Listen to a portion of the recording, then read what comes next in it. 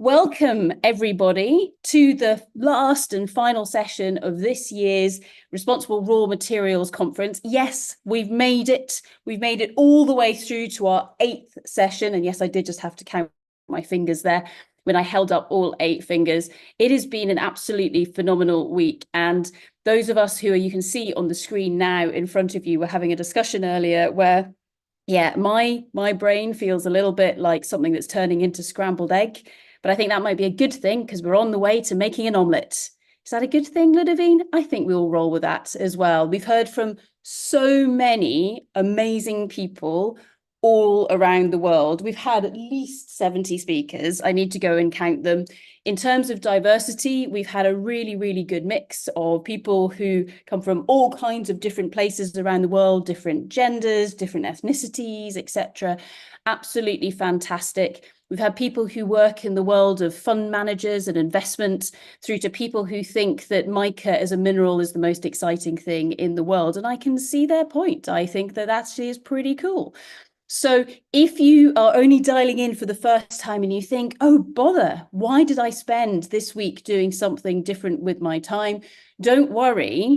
The team behind the scenes, who have been absolutely amazing, have managed to get all of the videos up online already. So if you just go to our website, so that's just responsiblerawmaterials.com, you can either check out all of the videos by going to the 2024 conference page, which, as you can see here, is called Critical Choices. Scroll down to the bottom past our fabulous piece of artwork, which you never know, one day might be turned into a board game or maybe even just a company strategy. We could roll with that as well. Down to the bottom of the screen, and you can see we have all 8 sessions down here. And the awesome bit of this is if you go across to the right-hand side, you will see view recording and those little boxes that say learn more. So for example, if I wanted to go and click on Anne Thompson's talk that she gave yesterday afternoon, it's not up there yet. Of course, I've gone and picked one, which we hadn't done yet. Well done, Sarah. Never do a live demo. I'm going to go back to Monday instead, and I'm going to pick Ludovine's talk because I know that that one's there. And there we have it, the wonder that is Ludovine's talk. And you can click and you can watch that, and you can read a little bit of an abstract and a biography about Ludovine. And if you decide that you really, really love Ludovine and you want a little bit more, which of course, you know, that could be a fair point, click on the little magnifying glass on the top right-hand side, click in her name, and there we go. We've got Ludovine's back catalogue there for you to admire in your own time. If, of course, you want to binge watch all 5 series that we now have free to view online, then just go to Talks and you will find everything that we have been speaking about over the last 5 years there. Because, of course, back in 2020, and we can see all of this back in our past events, we started off Responsible Raw Materials back in the depths of COVID. And that was when Dr. Rose Clark and myself said, well, we always talk about responsible raw materials, but what do we actually mean? Because we had a sneaking suspicion that what we meant might be slightly different to what somebody else meant. And so that's why back in 2020, we pulled everybody together for a conference very, very similar to this. So keeping it super simple, everything online for obvious reasons. It was, of course, the middle of lockdown for everyone to have a discussion around what do we mean about responsible raw materials. And that apparently was a success because throughout the rest of the year, everyone kept asking us, cool, what are you doing next year? And Rose and I thought, really? We have to do another one? We thought that was a one-off, but obviously it resonated somewhere. And so in 2021, we all came together and we ran a conference on the ESG toolbox. And then in 2022, we looked at what do we actually mean by a just transition and what is the role of mining within that. In 2023, we talked about trust, which seemed to set a trend because every conference I went to through the rest of 2023 had whole sessions on trust. And so that was great because it meant that we'd learned a huge amount through this conference. And then, of course, we get to this year, which is all about critical choices and attempting to not only manage, but to be honest, to start with, understand those different perceptions of risk through the eyes of different people. And that's what takes us to this year's wonderful conference. I should also say, or a reminder, that everybody who runs this conference does it totally on a voluntary basis. Responsible Raw Materials is most definitely a not-for-profit organisation. There are a few of us that just pick up the tab on the Zoom license and things like that. But otherwise, it is a voluntary organisation, and we do it because we really care. We're actually really interested in understanding how do we try to make sure that all of these raw materials that we need going into the future are sourced in the most responsible way possible, and more than that, actually provide benefit to those societies that maybe live in those areas from which those raw materials come. But then also as well, we then respect those raw materials and we keep them in circulation. We all talk about the circular economy, and we've heard quite a lot from different people who work in, say, recycling this week. We're still not very good at it. And I'm still quite astounded at how we underestimate things like landfill. There's a whole load of metal in there.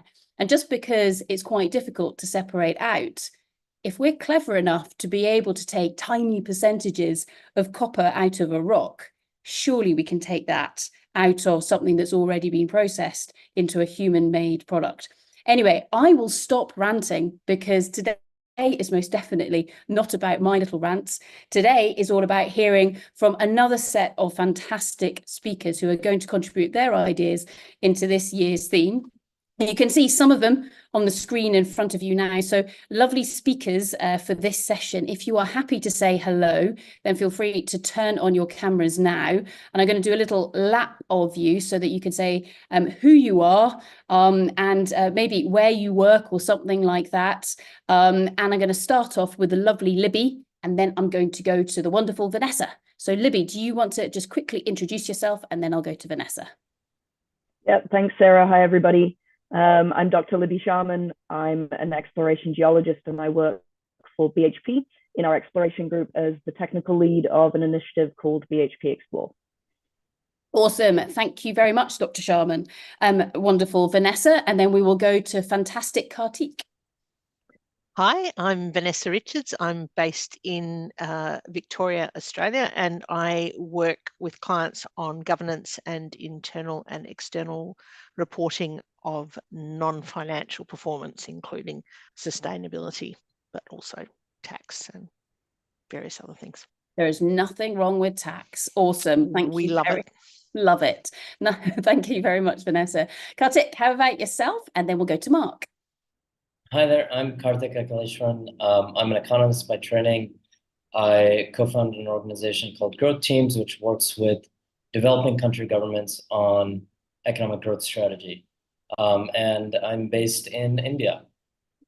Awesome. Thank you very much, Kartik. Fantastic. Mark, do you want to say hello to everybody? And then we'll go to Darren.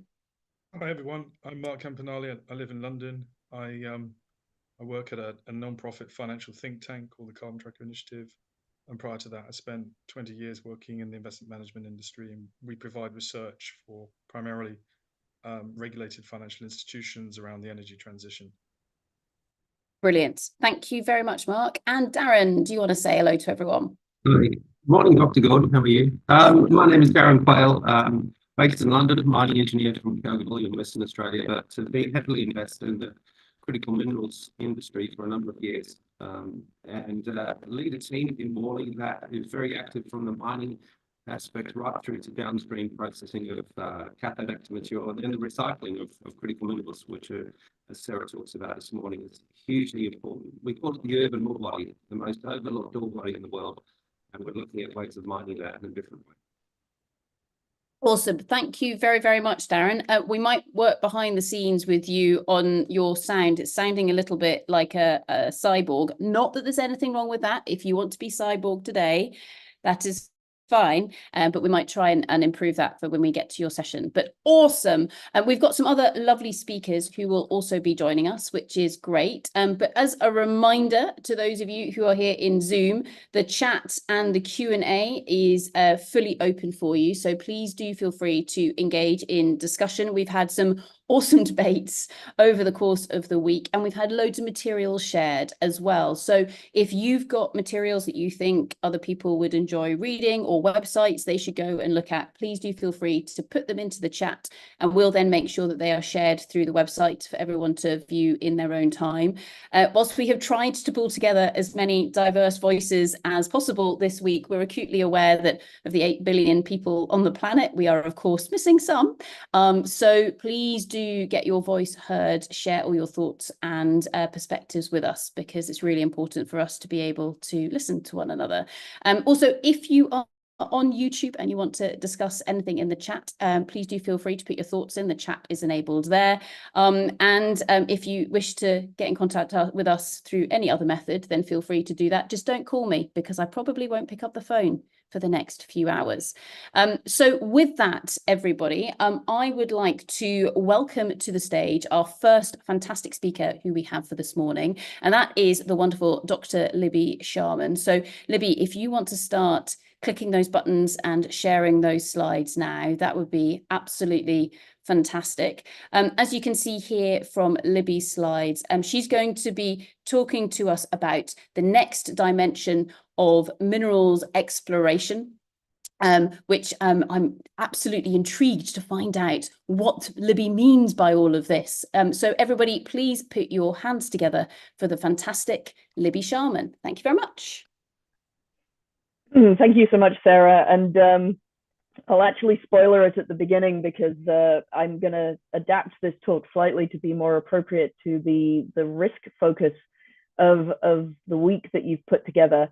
But being a geologist, those of you on the call who are also, you might be unsurprised to know that in some ways that next dimension is time, but that's not what we're going to talk about exactly today.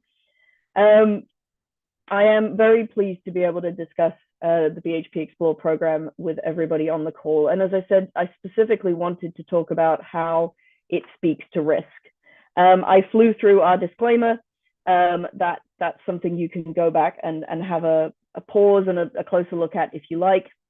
But what I'd like to do just quickly, for those of you on the call who might not be familiar with BHP, we're one of the world's largest integrated mining companies with 80,000 employees globally. We mine copper and nickel for the electrification of the planet, potash for sustainable agriculture, and iron ore and met coal for the development of infrastructure globally. But I am not here today to talk about the mining end of BHP. I am here to go way back to the very other end of the value chain, which is to exploration, and specifically early stage exploration projects or concept-driven exploration projects. Those big ideas that are going to lead to the world's next significant mineral discovery that we need to continue to supply the planet the resources that it needs.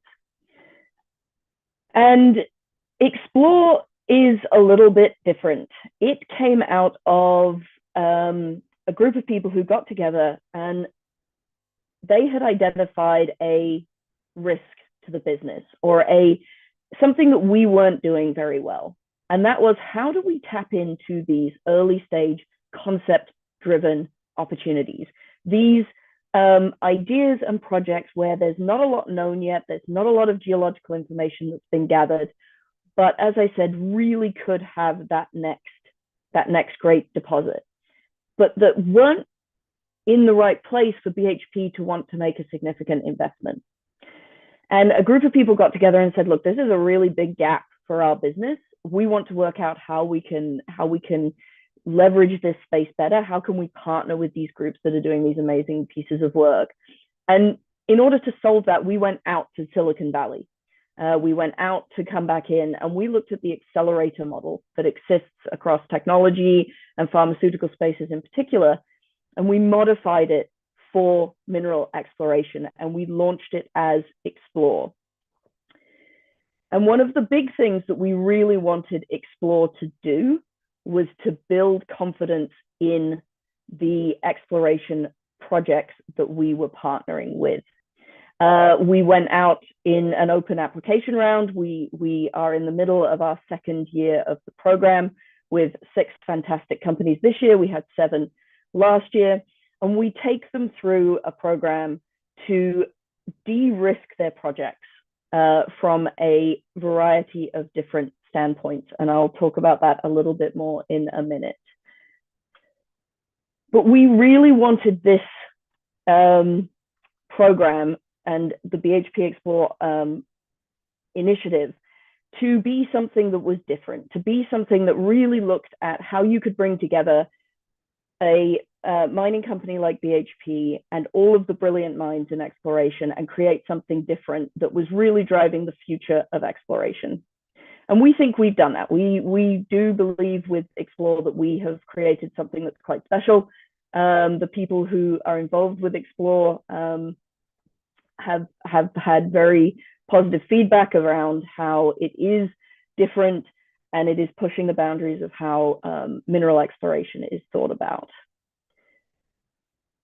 Who is Explore for? Who do we look for in people to apply and to come into the BHP Explore program? And the answer is everybody.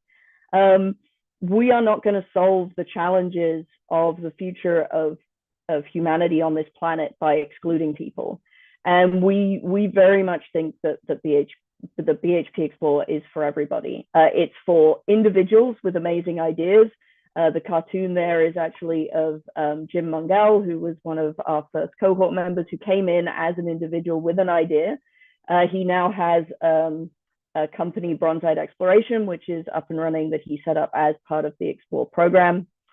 It's for private companies who are working on projects that they've maybe, worked up prospectivity of an area themselves. They're thinking about something different. They've caught a piece of geological information in a report that people have missed. And then it's for public companies as well. And so sometimes it's that the project isn't the main focus of the shareholders and the company is looking for a way to advance it forward that hasn't been seen before. But the idea of Explore is that it is a very wide open net, because we want to be able to capture and support all of the amazing ideas that are out there globally. So I mentioned that we look to de-risk these projects, and we look to de-risk these projects from an internal perspective so that we can make subsequent investment decisions following the Explore program. But we also look to de-risk them for the company themselves so that we can change how they're thinking about their opportunity and in the end make it something that the broader industry will be more interested in. The program itself comes with a couple of different pieces. It comes with a $50,000 grant, which is an important piece to help support the project and the people doing it as it goes through the 6-month program. But where we see a lot of the value is the program itself.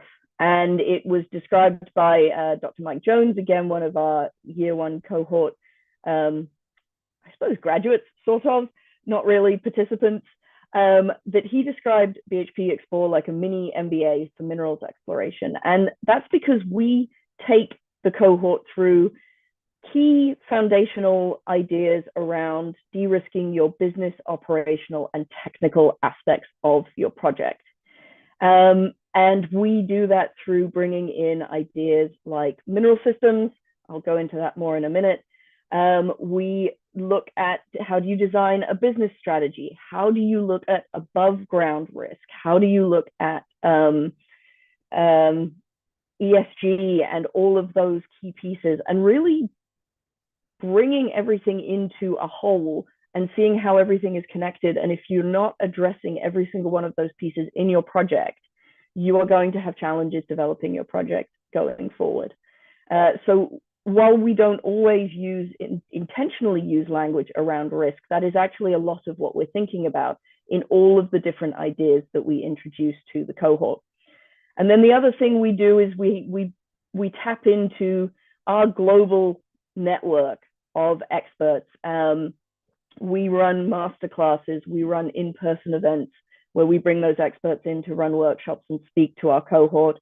And we have an alumni community as well that once each year's program is finished, we stay engaged with all of the companies, whether there's an additional investment made or not.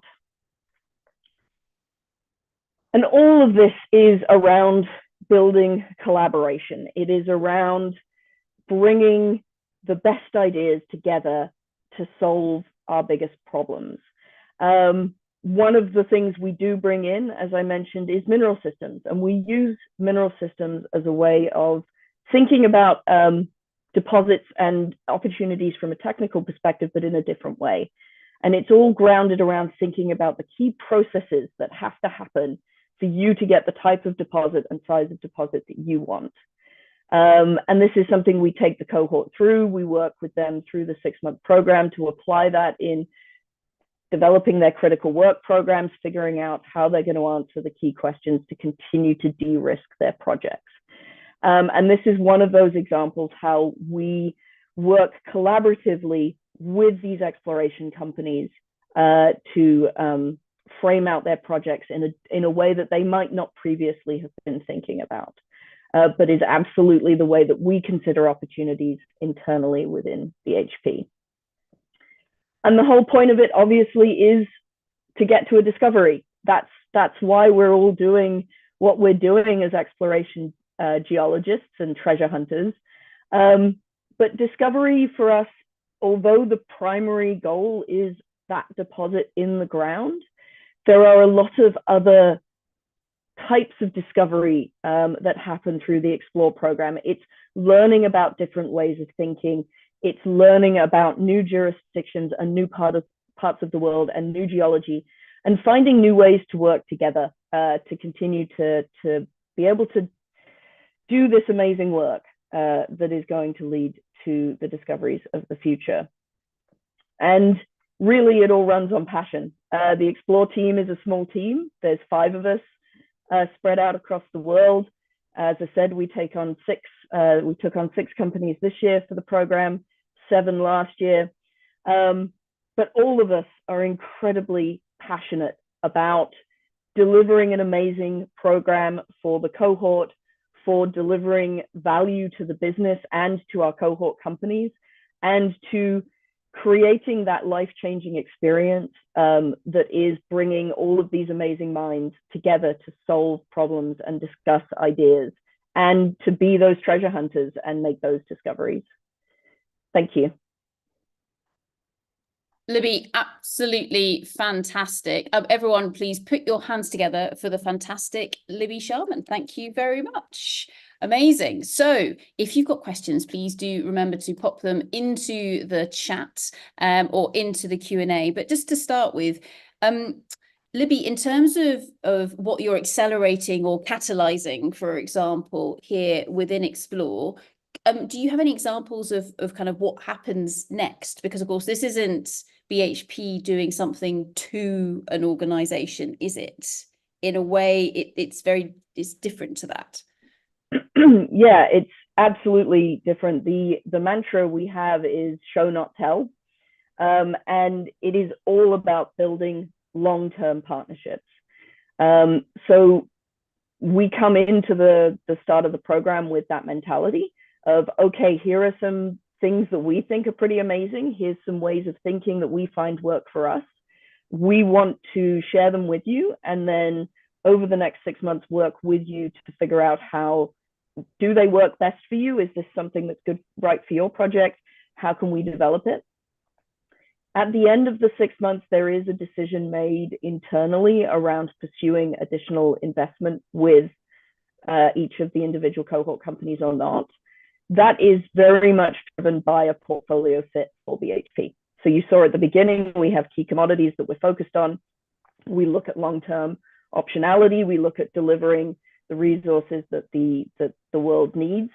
But if we don't pursue an investment with one of those companies, it's not because we don't think the project has value. We don't think that they weren't, there's no winner in the program. It's not like, some sort of judged thing. And we maintain those relationships because what we want is that these companies see us as an ideal partner for their next good idea, so that we can continue to build that. And also believing that we've maybe made a bit of a difference in how these exploration companies go out and do their work, especially how they're thinking about above ground risk in early stage projects. So that's a common one that we hear. Oh, I'm just doing concept work. I don't need to think about communities right now. And Sarah, you and I, we've had this discussion that it's never too soon to think about those risks and opportunities, really, because if you think about them early, you can approach them in the right way, and you create more partnerships. So yeah, I mean, really, partnerships is another one of our mantras. It's where it goes back to. Thank you for that, Libby. We've got loads of questions beginning to come in now. One of which is from Ben, and Ben asks, are there any results yet worth mentioning, Libby, or are you allowed to talk about any of them? Yeah, so I can mention some results. I will say we are pursuing agreements with several of the companies from the first year's cohort. Some of those companies are private, and so those are discussions that will happen outside of any sort of reporting requirements. But there are things continuing, and as and when we're able to release the sort of, as those deals are closed, we will release them. One of the really cool things I can talk about is that one of our first year cohort, Asian Battery Minerals, who was exploring for nickel in Mongolia, did actually, in the course of the program, drill an intersection of mineralized copper nickel sulfide, proving up that there is a mineralized system there in Western Mongolia that was not previously identified. They are describing it as Explore's first discovery, and it happened during that first year of the program. And I think it's an amazing testament to how working together can drive these things forward. That's really, really exciting, Libby. And in terms of from a finance perspective, we've had a lot of discussions throughout this week, kind of focusing on the difficulties of attracting investment, etc., into that very kind of early stage exploration. Is this something that Explore as a program is touching on? Are you seeing it influencing anything to do with the financing? Do you have any comments on that? That's a really interesting question, and it is one of the things that we try to address with the Explore program. There is obviously the grant component of the program itself, so creating that financial space for the individual or company that comes into the program to pursue their idea. It is absolutely true that there is a disconnect right now between the funding needs of exploration and the market support.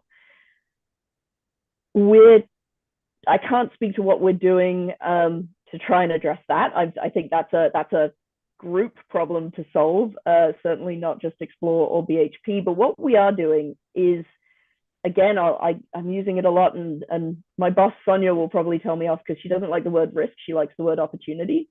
But by getting these companies and individuals to think about their opportunities in a different way and frame them out in a different way, and directly challenge and address those concerns that come with early stage projects around geological questions, jurisdictional access, things like that, we're hoping to drive a different conversation around market confidence, so that people can go out and talk about their projects in a different way to the market that will hopefully influence how the market itself is seeing what is good in those projects and where they can see investment being worthwhile.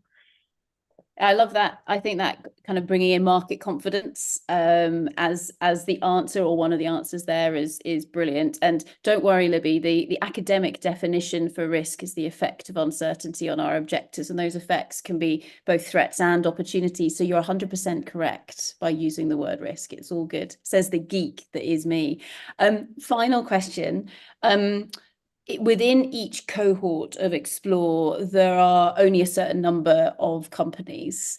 And so it's quite a small club in a way, and I'm not saying it's a clique at all, but in terms of Explore going forwards, how do you think this can maybe grow? Do you think there's almost like a franchise model here? I don't know. What do you think?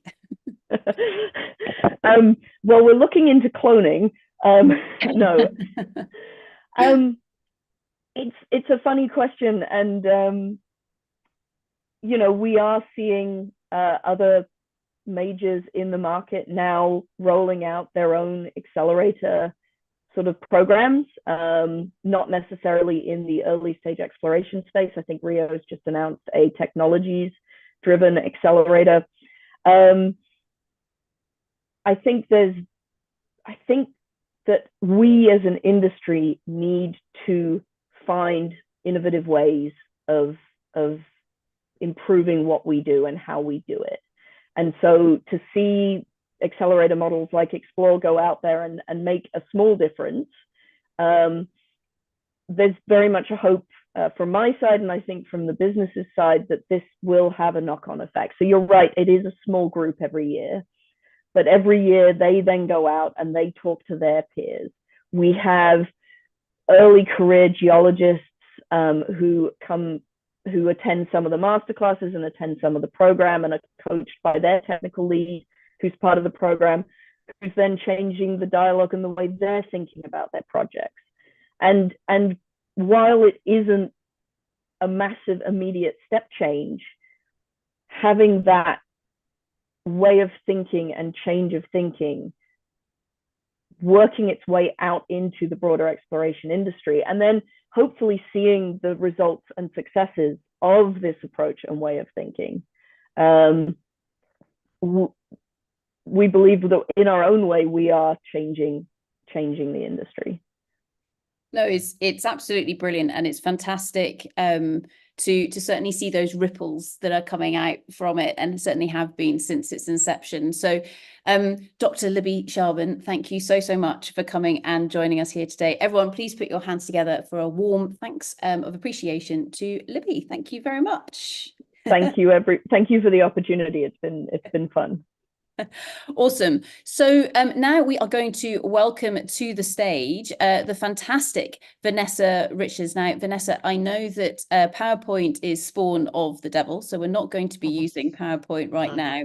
But instead, what I would like to do is to invite everybody to please put your hands together for the fantastic Vanessa Richards. Thank you very much, Vanessa. Thank you. Take it away. Thank you.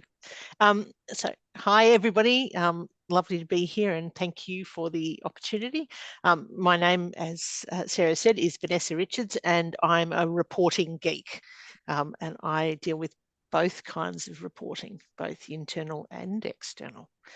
I've worked a lot in the mining sector, and a lot of my work has been to determine how various corporate mechanisms, and most importantly culture, act to drive or hinder performance. So over the past week, we've heard about some of the great work that people are doing to redesign mining companies and minerals value chains. There are some powerful mechanisms emerging, innovative finance models and technical approaches, new data insights to enable informed choices on critical issues. We've just heard a great example from Libby about an innovative approach to breaking down barriers and creating value through collaboration. Now, keep that word in mind, because it's a word that I'm going to continually try to stop myself from repeating, so that you don't all fall asleep from me just saying collaboration every second word. What we've heard about quite a lot is a degree of frustration and concern about the speed of change. The need is urgent, and the solutions, at least some of them, are out there.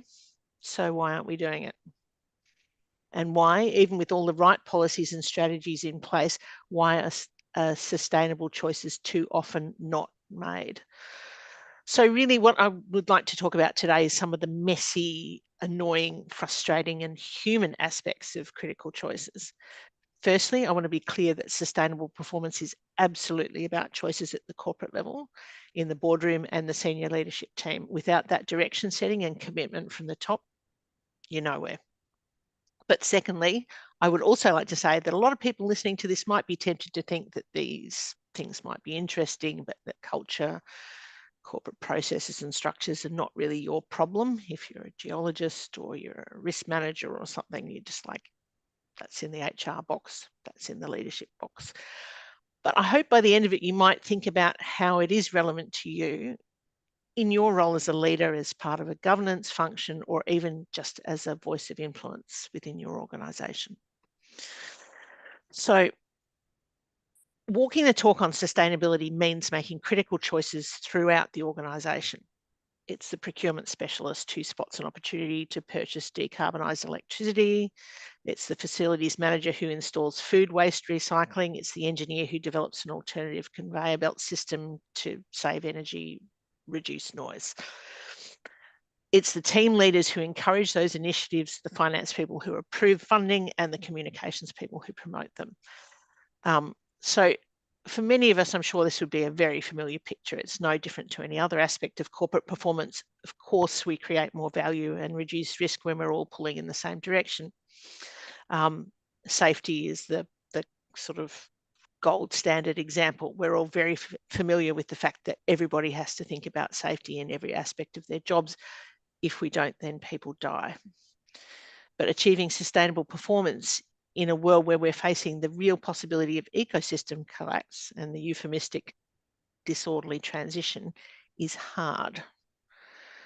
I know I'm preaching to the choir, but sustainability is complex, it's multifactorial, it's interconnected and fast moving. It can't be boiled down to a single, simply understood concept or measured with a handful of simple metrics.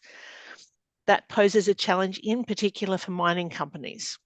For very good reasons, we tend to have a command and control approach and a strongly hierarchical culture. What happens when you try and solve a complex multifactorial problem with a command and control approach? You're slow to respond, you solve one problem, you create another. You have a lot of meetings between well-intentioned specialists where nobody has authority over all the critical aspects, nobody has budget, time, resource. Escalation points are unclear. The leaders to whom you'd escalate don't have time or understand the issue or think it's their problem.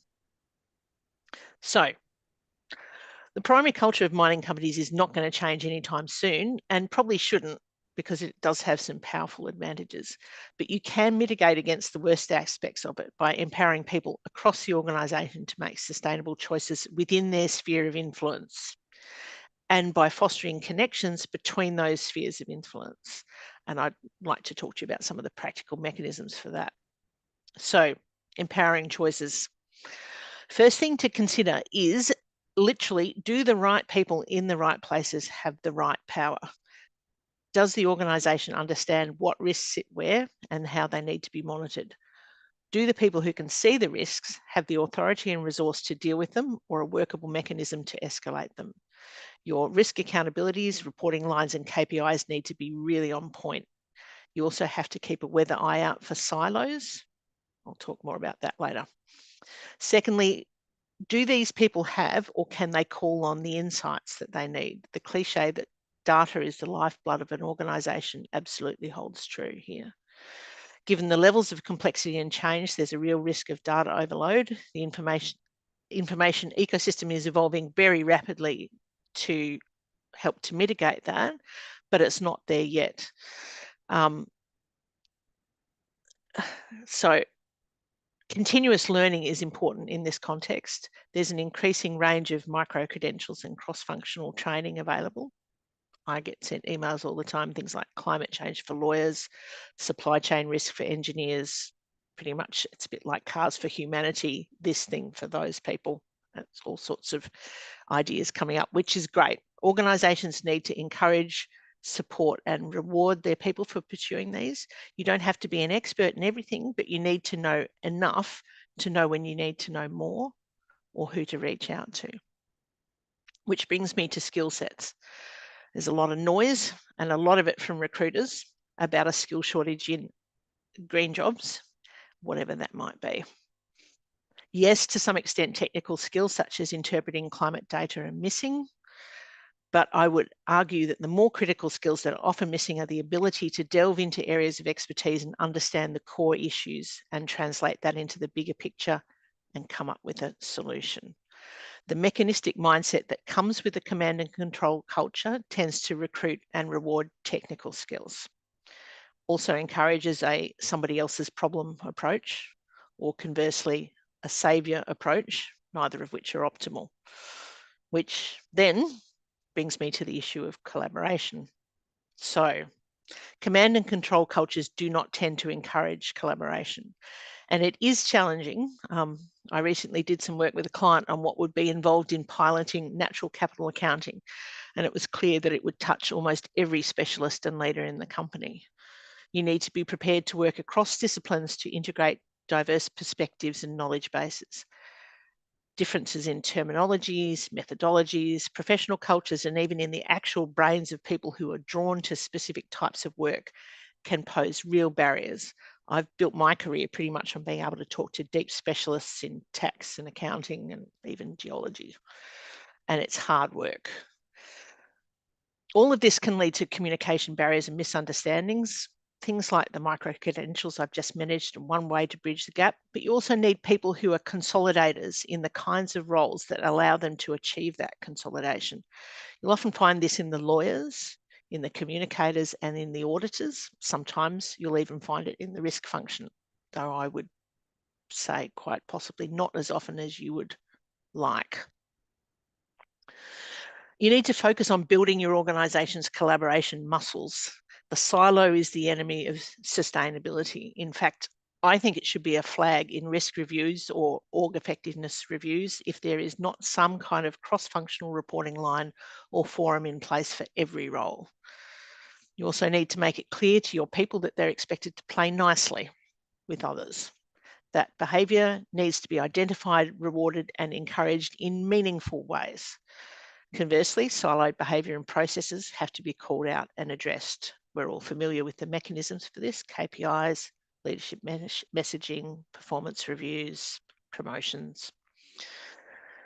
The governance functions as a group, so that's risk, legal, communications, reporting, finance, can play an important part in catalysing collaboration. Risk, legal, and reporting are often the places where these issues get caught before the risk is realised. Sustainability should be another, and sometimes it is, but too often it's kept outside the strategic functions. What that means is that management of sustainability risks becomes a tick box exercise, and the person who is responsible for managing it is the one that everybody tries not to invite to meetings. Where I've seen sustainability working well is where it's seen as a core part of doing business, where it's funded and prioritised in the same way you fund your finance function. People identify finance as a route to power. Most people in organisations have some understanding of the basics of finance. People who want to get ahead quite often make sure they have some financial credentials, whether it's an MBA or a grad cert in corporate finance. Nobody thinks it's peripheral to the business. Nobody thinks the business shouldn't be spending money on resourcing their finance function. So the profession of sustainability management also needs to take a hard look at itself. So we cannot afford to have sustainability people who don't understand the business that they're working in and the value that it provides outside of their area of specific expertise. You have to be able, as a if you have a sustainability in your title, that doesn't absolve you from being deeply involved in what is happening within your business on the ground and understanding what the risks that you are the custodian of mean to the business as a whole. So there's a lot more I could say about enabling critical choices, and there are as many solutions to be crafted as there are structures to be transformed. I know this is likely to be listened to by people from many different backgrounds and roles. So if I was going to ask you to take away just two main ideas from this would be, one is really question the allocation of power within the hierarchy that you're dealing with. and see if it's fit for purpose. Secondly, look for those carbuncles in your organisation, places which are cut off from other parts of the organisation, and either expertise or information are hoarded or they're ignored. You need to reconnect those. It might hurt, but you have to reconnect those into the organisation and make the organisation deal with them. And that's my 10 cents. Amazing. Thank you so much, Vanessa. As always, truly brilliant. Round of applause, everybody, please, for Vanessa Richards. Brilliant. Vanessa, I've had loads of comments and ideas and inspiration being fed through over the course of the last 10 minutes as you were speaking. And that's allocation of power throughout the organization. There's of course different types of power, aren't there, within an organization? Do you want to just comment on that? So I think this gets back to this sort of prioritizing the role of collaboration, because I think a lot of this comes from that command and control mindset, where things like having very specific skill sets are valued. It's comfortable for the organisation to say, we know what this person does, they've got this qualification, they've got this set of experience, and so we're going to point them at something and then they can just go and do that, and that will create value. The roles that act as bridges, they may have the power technically to have those bridges, but in reality they may well not. So legal, sustainability, risk, you have a say in things. You're often embedded into processes, but it doesn't mean that that say is effective, that your voice is really heard, or that anything is done other than a sort of tick box or lip service approach to it. So it gets back to the power needs to be reinforced by the culture of the organisation, and any and every role and responsibility can be undermined by a culture that doesn't support it, including the board and senior management. As the famous saying is that, you know, culture will eat strategy for breakfast every day. So this is top down. So leaning into that, in terms of your typical company structure, so of a listed company at the moment, does that structure allow for this to happen? There is always potential in every structure. There is no perfect structure. And I would not be arguing that mining companies in particular move away from what is essentially a hierarchical and command and control approach, because I think it's too deeply set in the nature of the business and the nature of the people who tend to work in the business as well. But as with life, really, companies have to understand that your strengths are also your shortcomings, and you have to look for ways to mitigate against those shortcomings. And that is why I think the collaboration piece is so important, and why it has to be hardwired into mining companies in order to be able to soften the edges of that command and control approach, so that you've got real mechanisms and a real sophisticated understanding in amongst the leadership that can be used to drive that kind of collaborative behaviours across the business. So within this, Vanessa, in terms of the metrics, so and this is one of the questions that's been fed in, traditional metrics of success rewards leaders in a way that doesn't necessarily align with what we're speaking about here. Mm-hmm. And so how do we go through that transition, or how do we move towards more useful metrics? Yeah, so you can't have a metric that says be sustainable, because you know, what does that even mean? You can and do have metrics saying don't behave in an unsafe way. And so this is why I argue that really the core of it is the collaboration piece. So what you can have as a metric and say, are you collaborative? And that can be broken down into things like 360 sort of spot reviews. So everybody that you've worked with across other functions did they find it a rewarding experience? What forums are you involved in? What collaborative cross-functional types of activities are you involved in? Is your team involved in them? If and I'd argue you probably should have things like tiger teams and sort of, you know, project specific or initiative specific teams. Are you involved in them? Are you seen as a valuable contributor? Those kinds of hard metrics can feed in, and they can be game changers in the same way that you can be the greatest performer in all time in terms of production, but if you're killing people left, right and centre, then you won't get your bonus.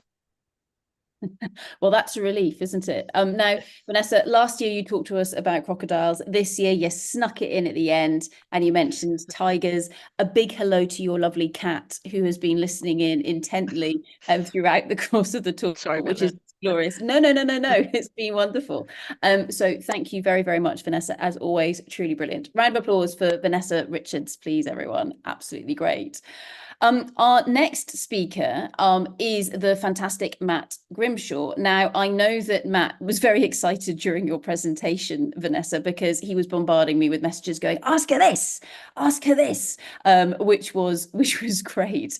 And so Matt is very kindly actually moved from the last slot this morning to just now, because unfortunately one of our speakers has been stuck on an aeroplane, so we can't get hold of him at the moment. But Matt's title of his presentation, Matt, you are probably going to give this a disclaimer at the beginning, so that we don't read too much to your red versus blue. But everyone, please put your hands together for the fantastic Dr. Matt Grimshaw. Thank you very much, Matt.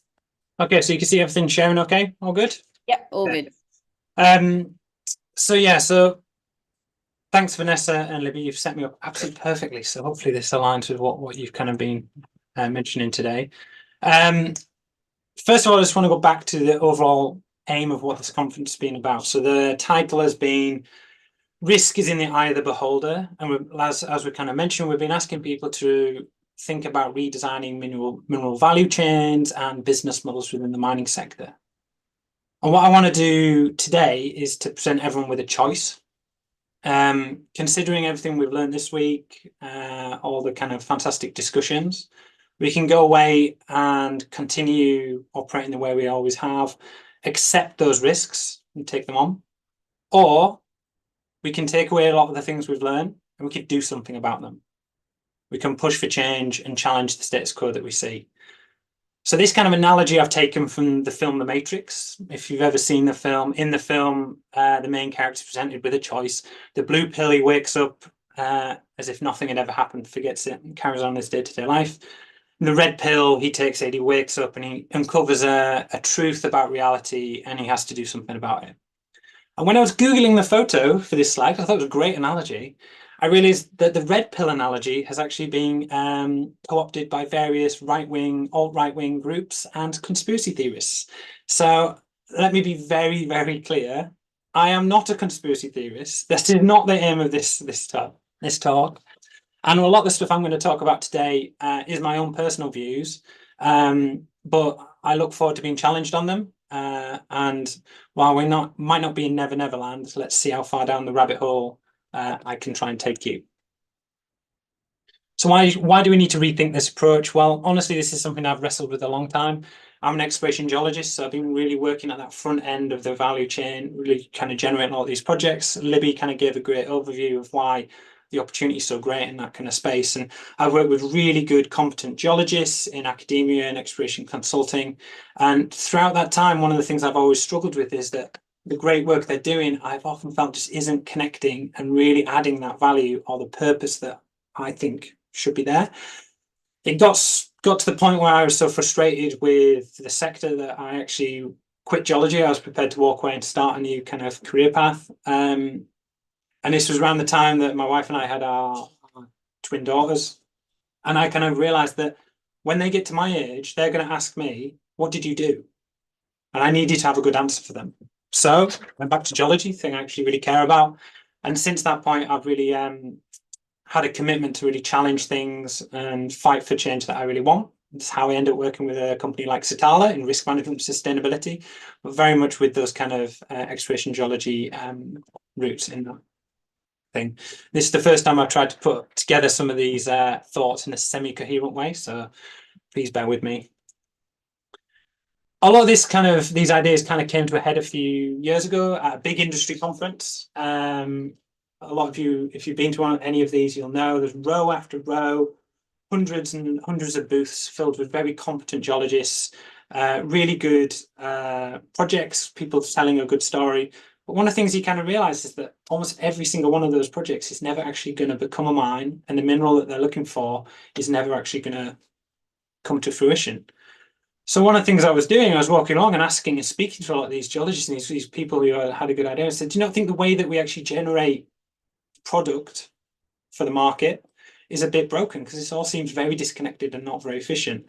And almost everybody said in some kind of form or other, yeah, it is a bit weird, but that's just the game we play. That's how it's always been done. And that's something that really, really stuck with me. Here's a statistic which almost anyone in exploration will be very familiar with. 1 in 1,000 projects, exploration projects, becomes a mine. This figure was from the Minerals Council of Australia, and I want to see at the bottom, it's from a reference is 2010, an abstract from a conference. Mark Burnett gave a talk earlier in the week, and he kind of referenced a talk that BHP gave in 2014. Kind of yet to really see a reliable methodology of how you get to this kind of number. Either way, we know as a sector is pretty bad. But when you use this statistic, 1 in 1,000, to communicate the value proposition of what we do as an exploration sector to people who aren't familiar with mining, it comes across very much as if it's just a gamble. It's a bet. Put a chip on 1 in 1,000, you never know, you might strike lucky. But as we all know, especially as geologists, no project is equal, and probably 600, maybe more of these projects should never have existed in the first place. Murray Hitzman gave made a good point earlier in the week, and he said throughout his career he's realised projects that he's pointed at and gone, yeah, that'll never be a project. So why aren't more of us pointing things out and making that difference?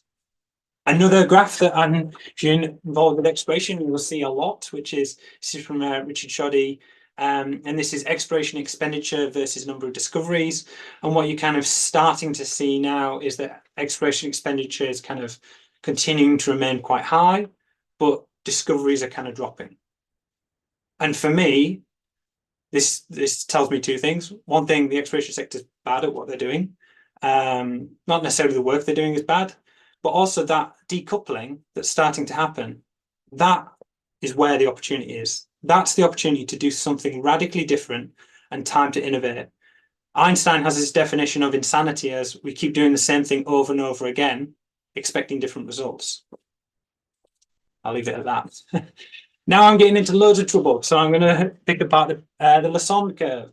If no one's come across the Lassonde curve, this is by Pierre Lassonde, and this is basically a mental model. So this is Andy Reynolds earlier in the week gave a good talk about how we justify and rationalize how we do things. This is a model that most of the minerals sector uses as a way of rationalizing and showing the value chain of exploration. So it goes from, on the left-hand side, the concept exploration, all the way through to that kind of discovery and mine and closure in the end. And I've highlighted value on the left because throughout this week, we've heard value referred to in various ways: brand value, social value, other stuff. But this very much puts value in the frame of shareholders. And that's one of the things that I really see as a potential problem, is that everything that we're doing is in the hands of the shareholder. When you talk about this, you're looking for that next big bump in the Lassonde curve. And increasingly, I kind of see that because the power is on the right-hand side of this, so in the big mining companies, the big finance houses, they have all the power in deciding how we go about exploring what we end up doing. And that trickles down to the junior sector, the exploration sector, and leads to various inefficiencies where I see there's more value that can be created than just merely shareholder value. So then I've kind of tried to diagnose some of the symptoms. Yes, we can go into them, pick them apart more, but how do these come out as symptoms? I don't want to spend too long on this because it just ends up being a whinge fest. But that kind of strategy of the big companies wanting the big deposits, it's in their interest. It makes a lot of sense. Economies of scale. You end up looking for tier 1 deposits. When I say tier 1, these are the massive company making deposits. And so what that does is it means that a lot of the juniors, the smaller companies are looking for deposits that kind of will tick that because they'll make the most money out of them. Potentially there's other deposits out there that kind of somewhere in between that may not be as economic, but also have a lot of value in other ways. This kind of incentive for shareholder value goes back to short-term strategy. And a lot of junior exploration companies, quite rightly, it's not in their interest to develop a mine. So they're just looking to sell it. So it's not in their interest to really think about this stuff. Richard Harrington talked about exploring for closure. It's a great concept, but it's just not how we're incentivizing the sector.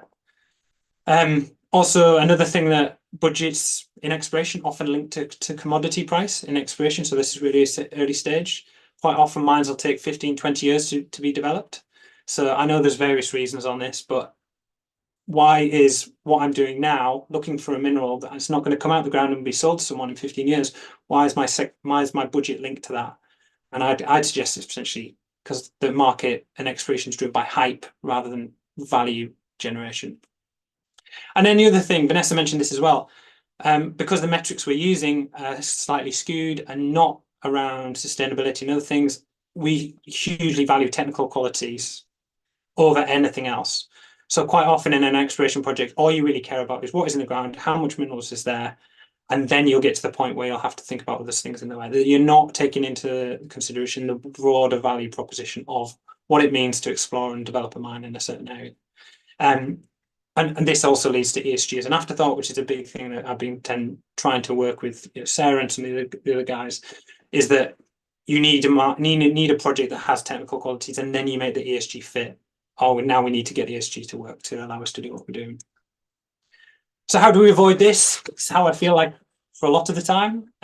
Jeff Deans earlier in this week talked about outsiders looking in. This kind of how do we stop how do we make a difference with this? And another analogy I like to use is that it feels like I'm walking into a casino and telling everyone I don't like the game they're playing.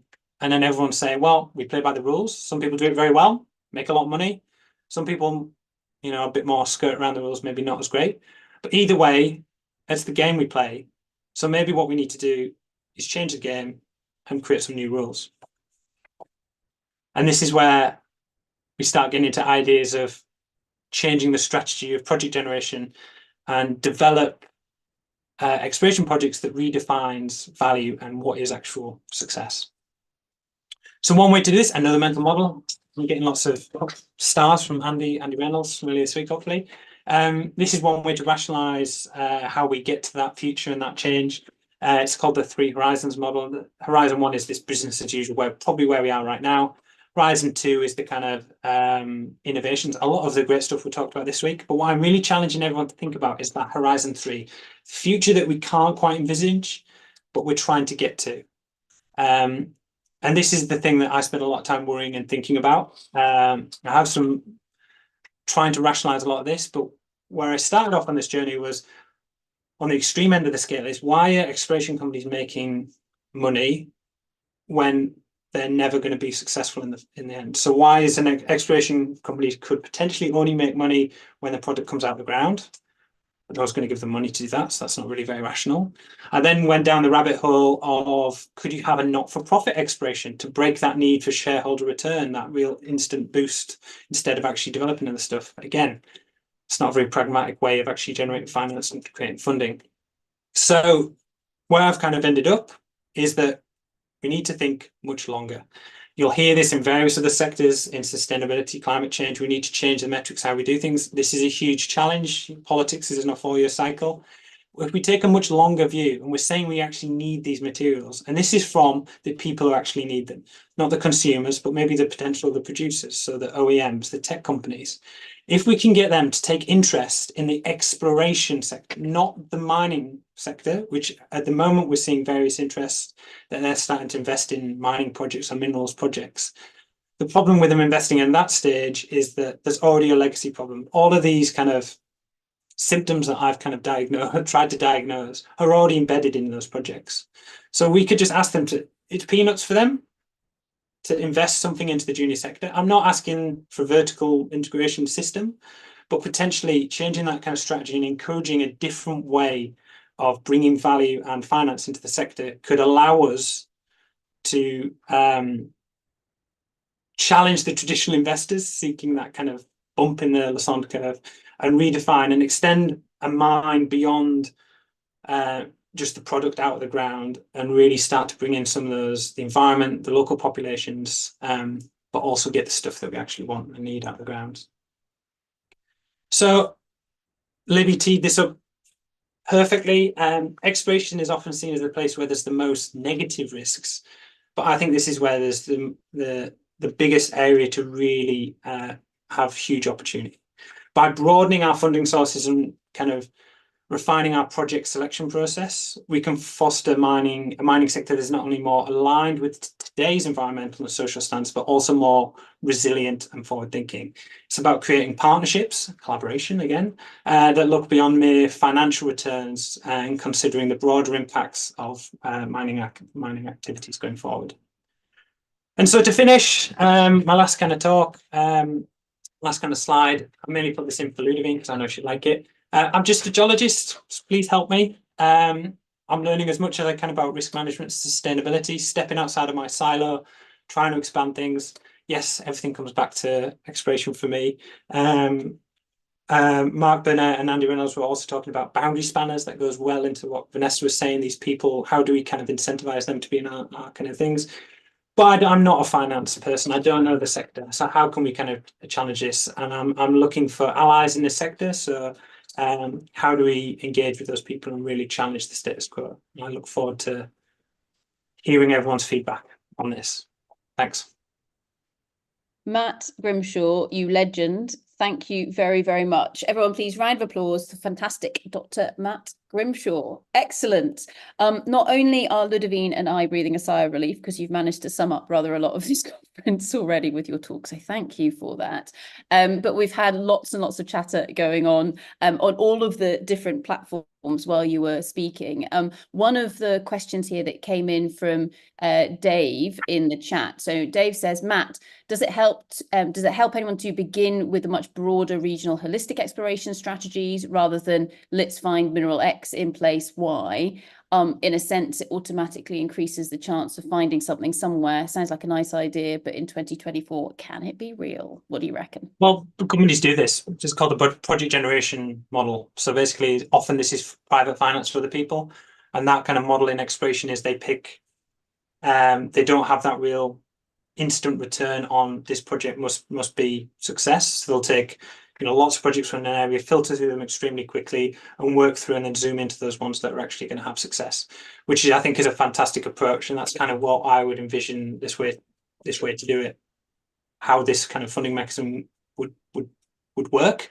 The problem is then, how do they then get out?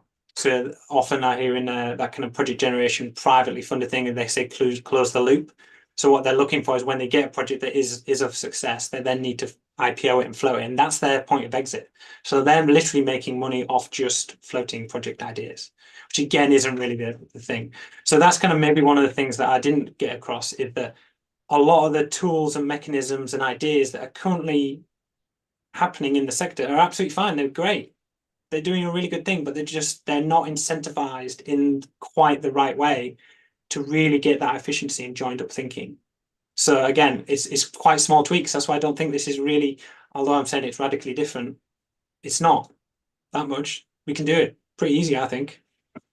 So Matt, do you think that actually this is something where instead of us building a totally different casino or theme park or something like that over the road, we're actually in the same building, we're just trying to set up a slightly different game, trying to expand that analogy? Yeah, but I don't know, because like the house always wins in that sector, and then the house is the shareholders, And what I'm saying is the people who should technically win are the people who need these products. So the tech companies, the car companies. So it should be their game that we're playing in, ultimately. Okay. If that's what we're kind of saying, is that we should be exploring for stuff that society and people deem that they want. Gold can be thrown in there, diamonds can be thrown, whatever you want can be thrown in there, if society says we need it. But we should be getting there in a way that is the most efficient way of doing it. And that's what I think is the different way of thinking. And so you've got those, you know, so I guess the kind of the users with regards to the minerals and the metals that come out of the ground, but then also as well, and actually building on Dave's question, looking at how the UN framework classification resource management, so UNFC, and then every other acronym under the sun is developing at the moment. That seems to be going more into the world that Doris was speaking about earlier on this week. So actually looking at everything that's potentially in the ground, but then also as well, let's roll in agriculture, forestry, the air, etc., and say, well, hang on a second, in our natural systems, what does this value look like, and how do we optimize all of that going into the future? Now, I know that we speak a lot about this, and I'm sure we can put one of my recent talks into the chat on that as well. But Matt, what do you reckon? Yes, as an exploration geologist, it's something I always struggle with. Is I go to an area, try and find something. Oh, if there's nothing, I'll leave and gone. That's me done. And you're dealing with a local community. You're speaking with them and trying to get their permission to basically just go in and take the data and information, when in essence it should be a collaborative approach. And if we are really not that successful in doing this, there's definitely very easy ways that the exploration companies can just tweak the metrics of doing things, like you said. So if you're trying to explore something and you don't actually find anything, instead of just leaving, you can potentially have provided the local community with more data about their local land. You could have improved their local roads. You could have given them some access to renewable power, you know, training, qualifications. It's quite easy to create value in various other ways throughout the whole of this mineral value chain. And like you said, even if your exploration project might not, the rock in that ground might not be economic at this point, there's other parts of the landscape, like you said, the trees, the forestry, carbon credits, this whole geothermal, there's a whole range of other values that are so often missed and not considered within this process, that potentially could even boost the value of that project at the end of the day. So again, we're just asking mining companies to come in and invest in this kind of stuff because of the product in the ground. There could be a way where basically we're getting other types of finance to come in that could then, yeah, you can mine it for a few years, but then when it closes, we're going to take it on and build a, you know, plant a forest or build a business park or whatever.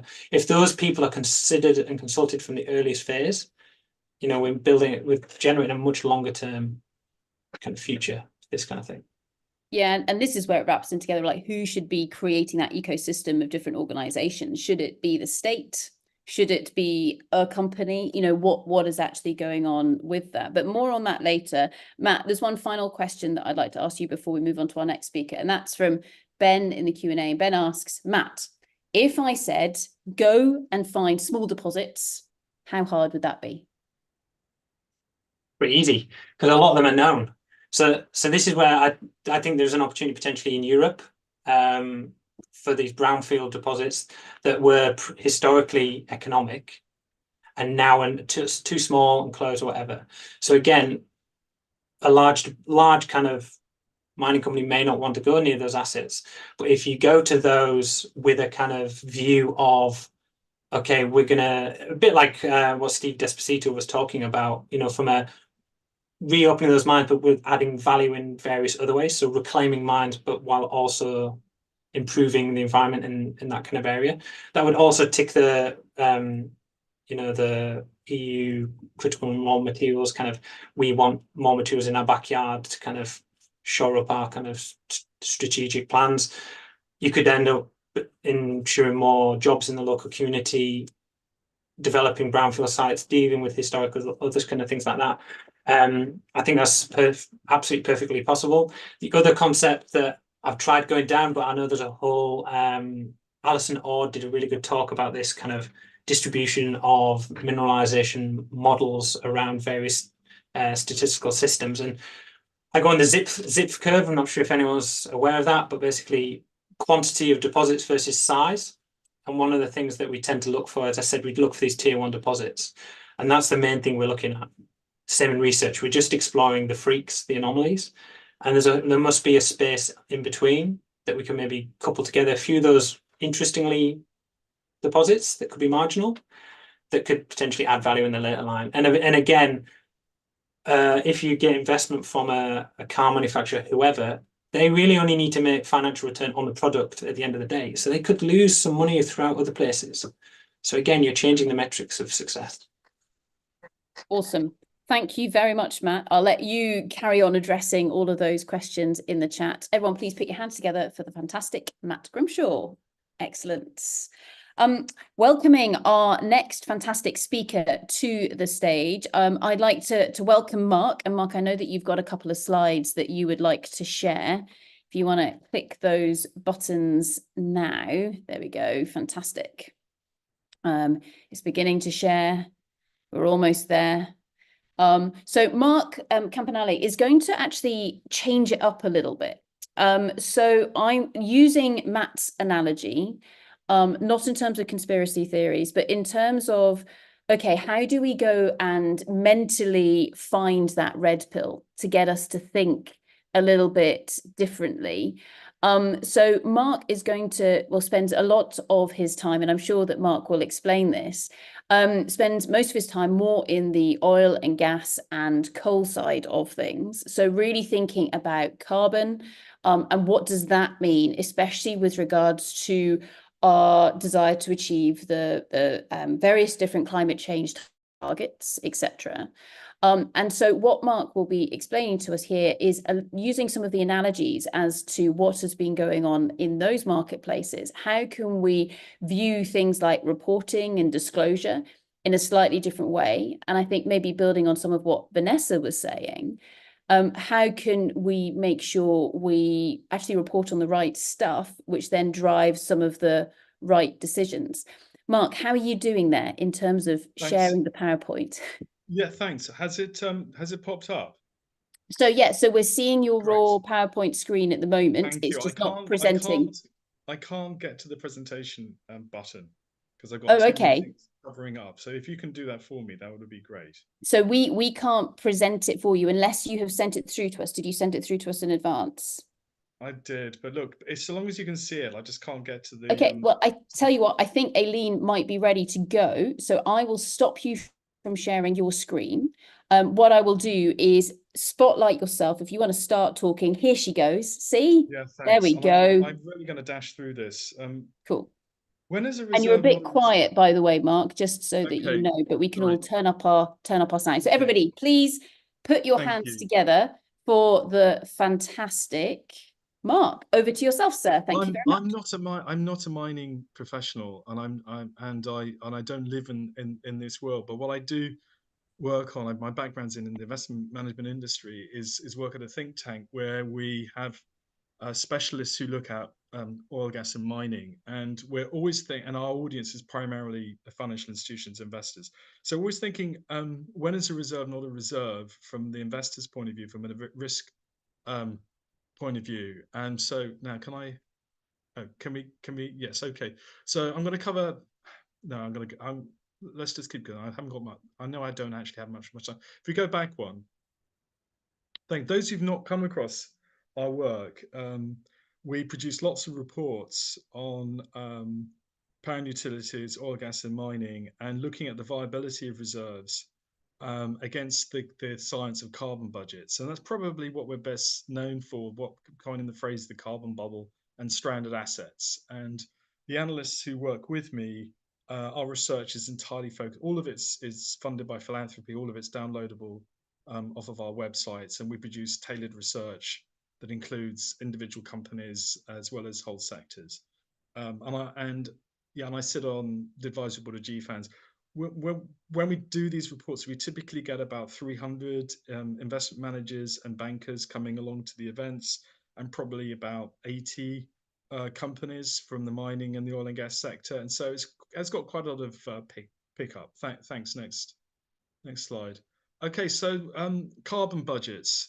Look, there's so much in the IPCC, there's so much in the IEA about this, and everyone has different views on how big the remaining carbon budget is. But this is what it looks like from various sources that we've pulled together. And it's the emissions potential of listed reserves. Now, this is the reserves owned by publicly traded companies, so not including government, state-owned assets. These are the proved reserves there on the left, and then the listed reserves in the middle. This is the embedded CO2 in the reserves of publicly traded companies. And on the right is the remaining carbon budget. And we call it a carbon bubble, not to say that there's a financial bubble to this. There may be. It's because the first column doesn't fit into the last column. And that's it in a nutshell. Next slide. Another way of looking at this is we know what the emissions are of gigatons. It's about 40 to 50 gigatons of CO2 per annum. We can break that down into different warming potentials, and then we can have a run rate. So at the current run rate, I think we're pretty much at 1.5 degrees above pre-industrial levels of a global average mean temperature of around 16 degrees. We're kind of through that now, but people still think we've got a few years left. 2 degrees, which obviously we've not seen for millions of years. We'll probably go through that in the next sort of 20 years, and then 3 degrees sort of beyond that, but it's well within the range of potential from the reserves that we have. Next slide. Okay, now, and I'm just going to keep rushing through this because a lot of these are ones which I cut out. Thanks. Okay, let's look at that one. So what does this mean for investors? So the way we did this is we took reserves, the embedded CO2 and the reserves of coal, oil and gas, and we did it stock exchange by stock exchange. And that's quite crowded, this slide. So which is why North America is with the New York Stock Exchange. We put that somewhere in the middle of Texas by the looks of it. It's just a little bit crowded. There's two things to take away from this. Let's put aside Russia for now. The UK and the New York Stock Exchange are where most of the world's coal, oil and gas reserves are listed, and that's why the UK is so important. We talk about the UK being responsible for less than 1% of global emissions, but if you think of it in terms of the remaining carbon budget, what's listed in London, that actually gets you to above 15%, and that's why the UK is so important here, and the way that the Financial Conduct Authority overseas exchanges and listing rules through the London Stock Exchange is so important, and that's why we spend a lot of time talking about it. On to the next one. Yeah, and probably the next one. Thanks. Okay, so what is it the investors want to know? It's the risk of overinvestment is so real. I mean, we've heard about companies coming to market. I mean, it may surprise you, there's been 2,000 to 2,500 coal, oil and gas initial public offerings on the world stock exchanges that's raised $600 billion over the last 10 years. It's not like it suddenly slowed down.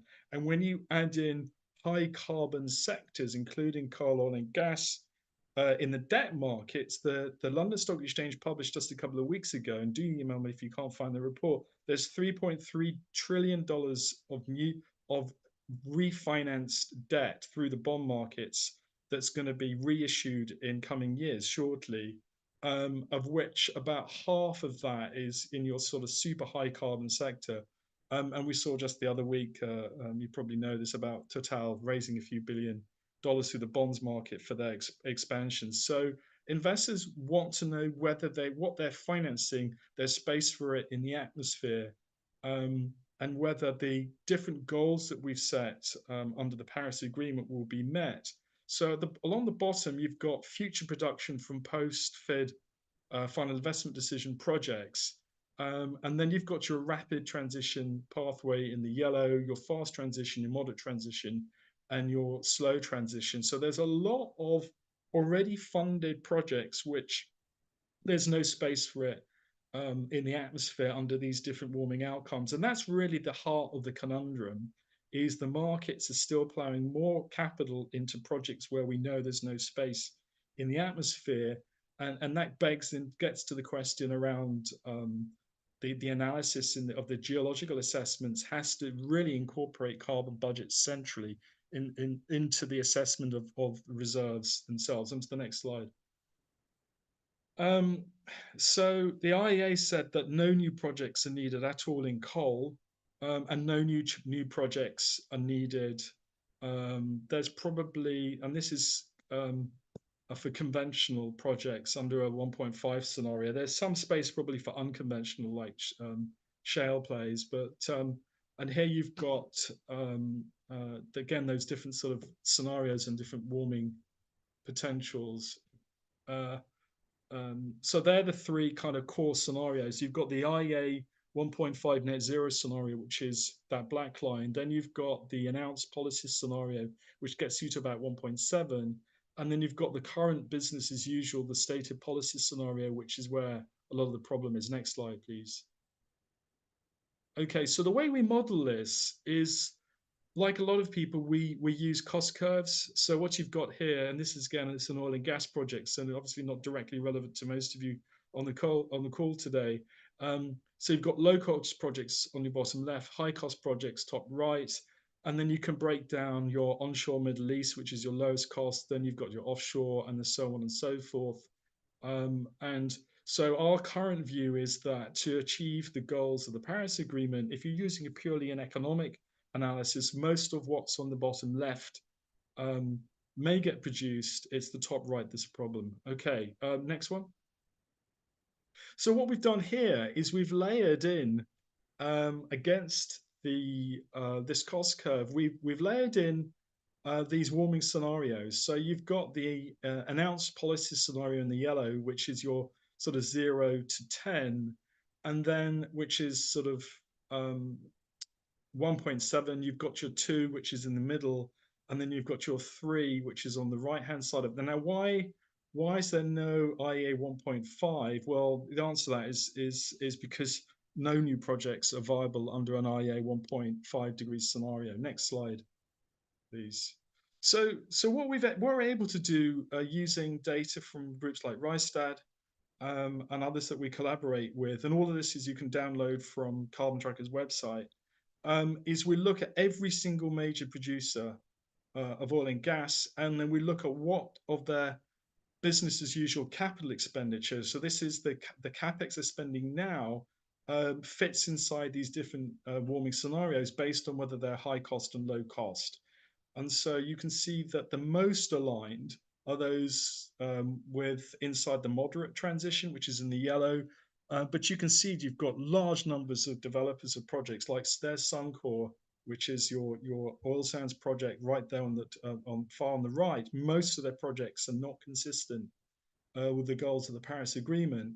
And then look right at the top there, just how much of the capex, which is in the blue, which takes you way beyond the goals of the Paris Agreement. Next slide, please. This just ranks it by companies. Again, it's all downloadable from Carbon Tracker's website. The next one. And then we do something similar. We score it here, different companies based on what are the hallmarks for compliance by looking at the investment, by looking at sanctioning of projects, production plans, and looking at emissions targets. So what you're picking up from here is we're looking at this very much from the supply, the production side. Do reserves fit? We're not looking at it from the emissions side, which is where very confusing things like scopes 1, 2, and 3 fit. That looks at emissions. We're primarily looking at, does the production fit? Next slide. So I said earlier that we should look at this stock exchange by stock exchange. This is adjusting for state ownership reveals the financial centers with the most emissions under investor influence, private, which is where the free float, i.e. is listed, for oil, gas, and coal. Then the next one slide. And the size of it, we estimate just 2 years ago that this is $7 trillion of market capitalization. This is what all these companies are worth together. It's probably more than that now because this doesn't include the market bounce. It's probably closer to $10 trillion today, of which New York and London, the big ones up there at the top. Next one, please. And what I think shareholders, the investors that talk to us are concerned about is that most of the listed companies own the high cost projects. And so there's a lot of potential exposure of the publicly traded companies to these potentially stranded assets. Next one, please. And in our estimates, and this doesn't quite add in all of the bank debt and the bond financing, is under business as usual plans, there could be $1 trillion of, which, in anybody's book is quite a lot of cash, invested in projects which are just not needed based on these different climate goals. And if we're serious about well below 2 degrees, I mean, if we're above, if we start getting to 2.7, we're past all these key critical tipping points that the scientists talk to us about. There's a lot of capex which is going to be stranded in, or deleted projects which will be unneeded or stranded in these rapid transition scenarios. Next slide. And New York and London is where most of this risk is concentrated, and that's obviously why there's a lot of shareholder resolutions and investor discussions about what do we do with these projects and explorations which are not needed. Next one. I think I'm probably close towards the end. So New York is the exchange with the least aligned in terms of well below 2 degrees scenario. London is still up there along with these major other financial centers like Toronto, Sao Paulo. Next slide. Yeah, next one, please. Okay, so you can probably, if you want to get into what does this mean for individual companies, and we do a lot of individual company analysis, and people in our team used to work at BP and Shell and are very used to looking at the geologists in the team looking at these projects. You can download this from the website or just go through the barcode. The next slide. So why is this all important? There's $65 trillion of assets unoverseen or part of this coalition, the Net Zero Asset Owners Alliance and GFANZ, the Glasgow Finance Alliance for Net Zero.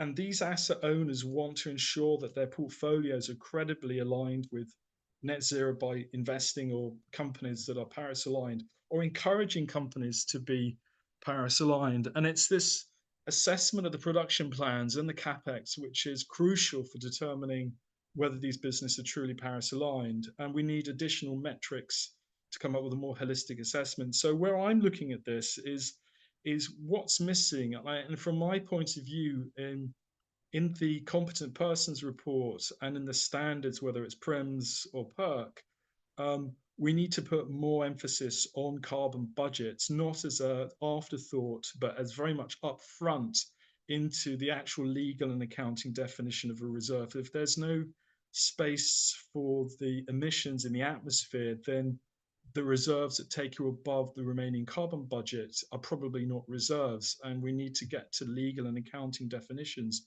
of reserves and assessments of reserves that factor that in, which probably mean things like AIM Rule 16 for mining, oil and gas companies needs to be rewritten, and the standards which, whether from the UN or from CRISCO or others, need to be rethought to incorporate carbon budgets. I'll stop there. Thanks very much. Fantastic. Thank you very, very much, Mark. And thank you, Aileen, for coming to the rescue with the slides. Round of applause, everybody, for Mark. Thank you very much. So, Mark, just then kind of almost attempting to interpret this through the eyes of someone who's by no means an expert in this space. So it's my understanding that in terms of a lot of let's go with the public side of things rather than the state side of things, a lot of that money is coming from, say, pension companies, etc., who need to try and find quite stable things to invest in. So it's in their best interests for the oil and gas companies to keep going, for the oil and gas companies to keep them, because of course there's now increasing pressure on the pension companies to divest away from this and actually see what you're saying here. Is that what's driving these dividends, etc., that are coming out from the oil and gas companies at the moment? And then my final question here is, if all of this is being effectively overvalued because that oil, gas, etc., will never come out the ground, why can't we just give it to mining? Because we do need to get the minerals out of the ground to enable a just energy transition. What do you think? On that last point, so you're absolutely right. But there's something else that's going on, which is a problem. So if you invest in a tracker fund, a lot of people do with their pension, and 70% of funds under management either explicitly or implicitly tracker. So you just mimic the market. 50 pence of every pound you invest will go into your top 20 companies in the UK market, of which many of them are oil, gas and mining.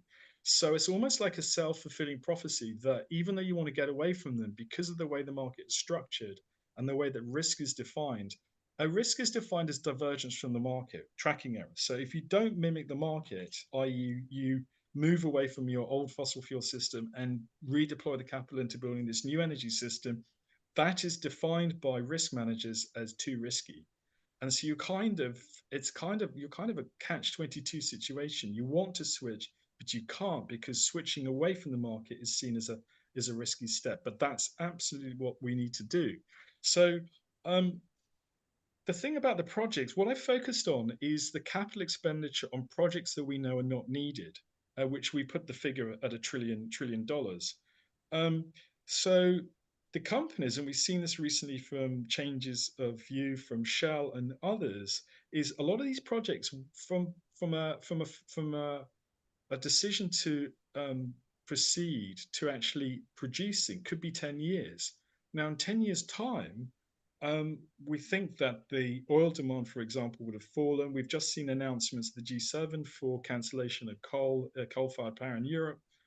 We think that the projects which they anticipate will be there won't actually be there, and that's really where the risk is in a misuse of capital. I think you've got it there, sir. It's a misallocation of capital, but it's slightly more problematic because a lot of the infrastructure of this system is being turned over all of the time. And I don't know if you've done a back of the envelope calculation of the total value of the world's fossil fuel, including coal, oil and gas mining, pipelines. Have you got a sense of the value of that infrastructure? Any top? We will do. So hold that thought, and we'll So be able. I'm going to give you a figure. It's somewhere between $30 and $50 trillion is the value of the value of the fixed assets of the fossil fuel system, and we've got to be losing about half of that over the next decade through asset write-downs and retirement. And that actually is where a bigger part of the risk is the write down of the fixed assets of the fossil fuel system that we're going to have to remove to replace it with this new system that we're building with all these important critical minerals. And that really isn't something the central banks or the pension fund system have really thought about, is the loss of the value of the existing system as much as the new value from building the new one. Thank you very much for that. So I guess this is something here where we need to work out how to use Matt's analogy, how do we take the red pill in a way that doesn't totally destroy what's going on in the blue pill world? Right, and I've got a simple idea. I'd love to explore with people here a research project. And at the moment, the SEC, the Securities and Exchange Commission, there's two definitions or legal definitions of the reserve. The first is a geological one. Can you get it out of the ground? The second one is, can you get it out of the ground at current market prices? It's an economic test. And I would like to introduce a third test, which has as much written about it and as the first test, the geological test, and that's what we're calling an atmospheric viability test. As part of the geological assessment, the professionals part of this discussion today would have to write a review as to whether there's any space in the atmosphere for coal, oil and gas reserves once they've been burnt. And we probably know from the answer to this is that the answer to that is probably largely no, there isn't. But you wouldn't know that from reading the current competent persons report or the prospectuses which are issued by coal companies and oil and gas companies. And so I think we absolutely need standard setters and professionals to address this head on in the competent persons report and include this third test, not as an afterthought, not as a moderating factor, not as a quote unquote ESG, because it's not an ESG question. It goes to the heart of the definition of what is a reserve. And we need to sit down and do some rewriting. And I've been trying to talk to the London Stock Exchange for a while now about rewriting AIM Rule 16 on mineral mining and oil. It hasn't been updated since 2009. And there's nothing in there about carbon budgets or the viability of reserves within different climate goals. And that's a project I'd love to see if we can work together on. And I know there are lots of people will be interested in it. So we're not throwing everything out with the bathwater. So we still need to do these assessments. We just need to do a little bit more on the risk disclosure side. Brilliant. Well, with that, thank you very, very much, Mark. Round of applause, everybody, Thank you. for Mark Mark. at carbontracker.org if anyone wants to write to me about this. Fantastic. Thank you very much. We're now going to bring to our virtual stage the fantastic Kartik. And Kartik, I know that you have some slides that you might want to share. So Kartik is dialing in to us from India, which is absolutely fantastic. And as we're going to see here, Kartik is going to deliver a presentation, which we'll start sharing in a second. We saw something flash, by the way, Kartik, but it seems to have disappeared again. We've got a blank screen for a moment. There we go. It's beginning to come back. Okay, yeah, that's the PDF that's there. Fantastic. Cool. And so Kartik is going to talk to us about learning to harness resource wealth for real value addition. So with that, please put your hands together for Kartik. Thank you very much. Thanks. Can you hear me? Yeah, we can. Brilliant. Great. Well, it's a pleasure to be here. Thanks for the invitation. And yeah, I realize my topic is perhaps a bit far afield from some of the others, but I'll try to keep it entertaining. So what I wanted to talk about today is something that has, perhaps come back onto the agenda, or maybe never left, with respect to natural resources, which is value addition or alternatively beneficiation. Just as a piece of background, my focus is on developing countries working on economic policy issues. In Africa, I'm based in India now. So, and so, this topic is really, getting a lot of steam recently, in light of the critical minerals and green transition discussions that have been emerging in recent years. So from places like Indonesia to various Latin American countries to various African countries, all of which that may have substantial deposits of, certain minerals or certain resources. Now, while it's back, I think it's important to note that the world's largest producers of extractives or resources alternatively are typically not the world's largest processors of those, right? So when we're talking about value addition, that's what we're talking about, is moving to the next step in the value chain. And so this chart tries to illustrate that point, that on the left, you have sort of where the biggest deposits are of a number of key minerals and fossil fuels. And then on the right, you have where the processing happens. And there's pretty big distinction between the two. I think notably on the right, you see China pretty dominant in terms of a number of different critical minerals, whereas those minerals can be found in lots of different places. Well, there's Indonesia, Democratic Republic of Congo, Australia, etc., Chile. So, I think this sort of tells us, at least partially, that this idea of value addition, which has been around for a long time, hasn't reliably worked in the past. So the question is why? And there are many reasons for this, but today I'm just going to focus on one in particular, that is sort of beyond the traditional macroeconomic explanations and public finance reasons. So before I get into that, I just want to do a preliminary sort of introduction on this thing on the left-hand side of this page, which is a network, and it's a network of products that are bought and sold in the global economy. So this network is known as the product space. Basically, each circle is a product, and products are connected by lines based on what they take to export, right? So what I mean by that is that if one or more countries exports the same two products, say, those products are more likely to be connected in the product space, right? So the idea is that products that are connected require similar know-how, you could say, to produce and to export. So the product space is a tool to help us to identify pathways for diversification for countries that are just lower down the sort of economic ladder than say the highest income countries in the world.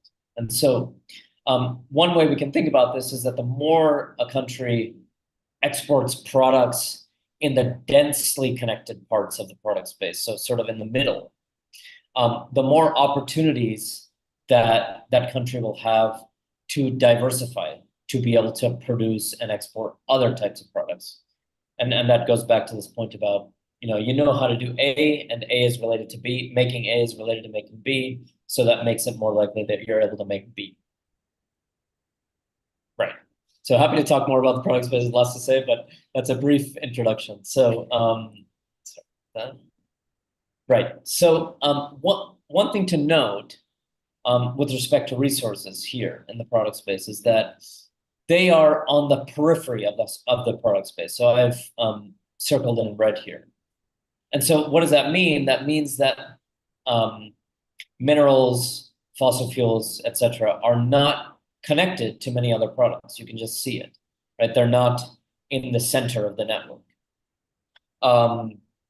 And that implies that resource-rich countries may have trouble diversifying their economies, to the extent that you believe that, being able to make product A helps you to be able to make product B, then being on the periphery of the product space is not sort of the best situation to be in. And that's even the case within extractives value chains. So it's not necessarily the case that, if you have a large deposit of a certain mineral, that then you're interested in going the next step downstream in the value chain. It doesn't mean that that's going to be a piece of cake. And that's because, and we'll talk about that more, that's because being able to extract something out of the ground may require different sorts of things than being able to process that mineral. So, sorry.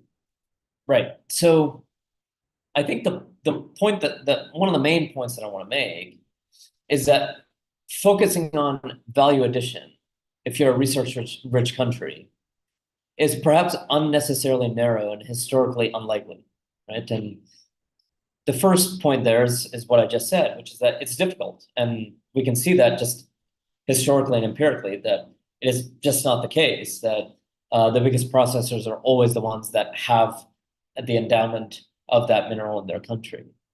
And that's because it requires different sets of capabilities, different things, maybe different types of infrastructure, different types of policy frameworks, different types of human capital. Now, some countries have done it. So you look at China, Chile, but many have not. So Zambia, DRC, even the US and Australia are not necessarily, as big players on the downstream sort of direct value addition side. And even the countries that have done it, so take Chile, for example, or even Finland, who have big forestry resources, they've grown richer by diversifying to other industries beyond just sort of what they have in their extractives value chains. The last point I want to make here is that another way to think about, a country's place if they have, if they are resource rich, is that we don't necessarily need to be focusing on the next step in the value chain downstream. We can be thinking further afield from that. Perhaps there's things even further down the value chain that are more relevant for my country than processing, right? So for example, take South Africa. In South Africa's product space, there are some finished products like fishing vessels that may actually be easier to export for the country than these intermediate products like, say, steel and guns. So perhaps the question then is, what do resource-rich countries do? There's a lot of talk about, okay, let's take advantage of our mineral resources. And essentially, just briefly, sort of the way, perhaps one way to think about sort of how to plug into these evolving discussions about critical minerals and the green transition is to be opportunistic, right? To find ways to plug in, say, into the global electrification trends, renewable energy generation, storage, carbon capture, etc. Try to figure out what are my own capabilities, what do I currently do, and what is going to be required from my side to be able to plug into these sorts of what are essentially new value chains, right? So that's going to require all sorts of different investments from the private and public sectors related to infrastructure, human capital, etc.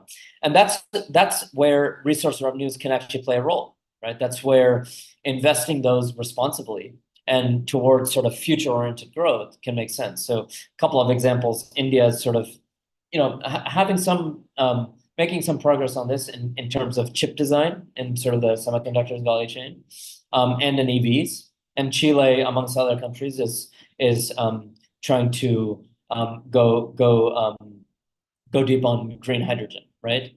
Now, there is the route of value addition, as I was saying before. It's not 100% failure rate. And the point is that, one must proceed with caution, and try to pursue it in a smart, realistic way.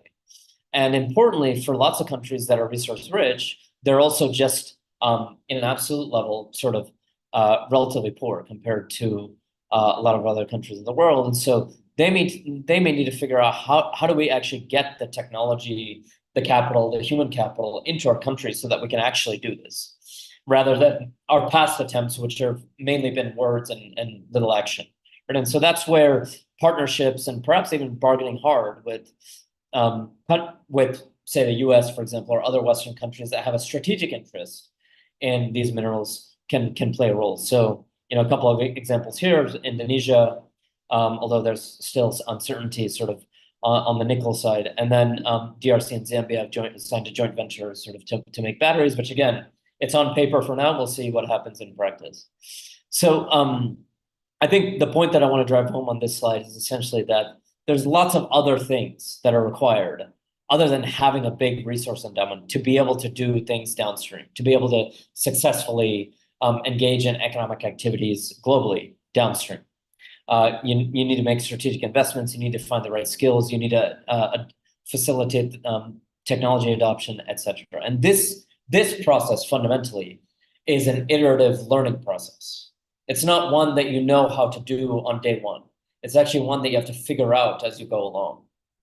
And so that gets to my sort of final point, which is related to something that a piece that I wrote recently, which is that to be able to do this iterative sort of learning process, collaboration and having sort of a framework and a system to be able to engage in joint learning across different sets of stakeholders is vital. So there's sort of, you can think about public-private coordination, government and private sector, which is where sort of the government has to really take more of a firm's eye view and facilitate this learning across both to be able to figure out what's the private sector's role and what is our role in terms of public investments, in terms of trying to enable the right skills to be at hand, etc.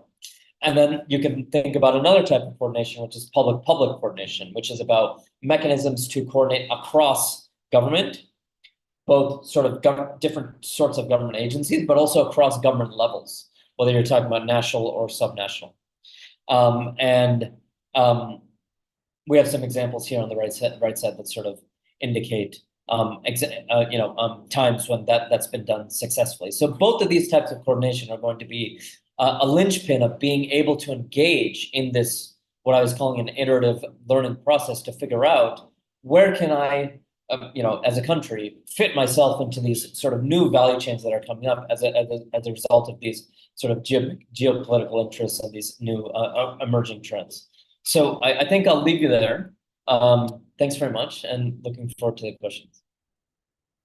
Brilliant. Thank you very, very much, Kartik. Fantastic. I've got a number of questions that have been coming in during your presentation, which is, again, absolutely fantastic in terms of looking for different models, different ways of thinking about this. The first question that came in, actually probably about halfway through your talk, asks, okay, so a lot of what you're discussing calls into question some of that value addition narrative and what we actually mean by this. Now, earlier on this week, we focused on the value of backward linkages around those resources, which perhaps are getting less attention now for various different reasons. But do you think there's a space for that agenda to re-emerge in this context, especially where we've got partners such as the US, the EU, Japan, as you've been mentioning, positioning in resource-rich regions to help us this by changing their narrative about value addition? What do you think? Yeah, interesting. So maybe a couple of brief thoughts. So one is, I think that the geopolitics seem to be they seem to be aligned in a way now that perhaps in previous iterations of the value addition conversation they were not, in the sense that Western countries are now feeling a lot of heat with respect to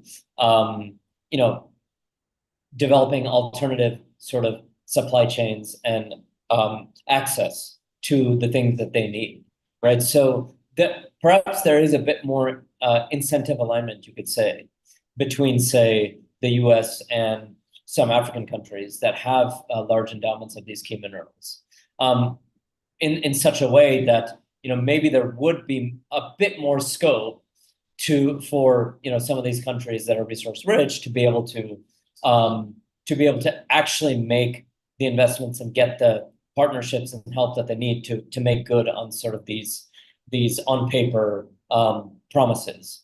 But I think a lot of it is, the proof is in the pudding, that it's all well and good to be speaking about, okay, now there's a window of opportunity, so to speak, right? But you still have to do it. It's not going to happen on its own, and especially in lots of countries that do not already have strong economic power or do not have hugely diversified economies. It's going to be a long road, because a lot of capital is required, a lot of technology is required, a lot of ability to absorb the technology is going to be required, and those things are not, you can't really acquire those overnight. So there really has to be a concerted effort to make all these other complementary sort of actions and investments that I was mentioning to be able to even take advantage of what seems to be perhaps a window of opportunity. So yeah, that's my sort of main thought. So with that then, in terms of this window of opportunity, are there any other sort of green shoots or opportunities or red flags, threats that we should be wary of right now? What do you think? Well, I think I suppose what I see happening is that perhaps as Mark was talking about just before me, perhaps we're not sort of engaging in this transition as quickly as we should be, but there is quite a lot happening on that front. And what does that mean in terms of global value chains and in terms of how the sort of global economy is going to be reshaped?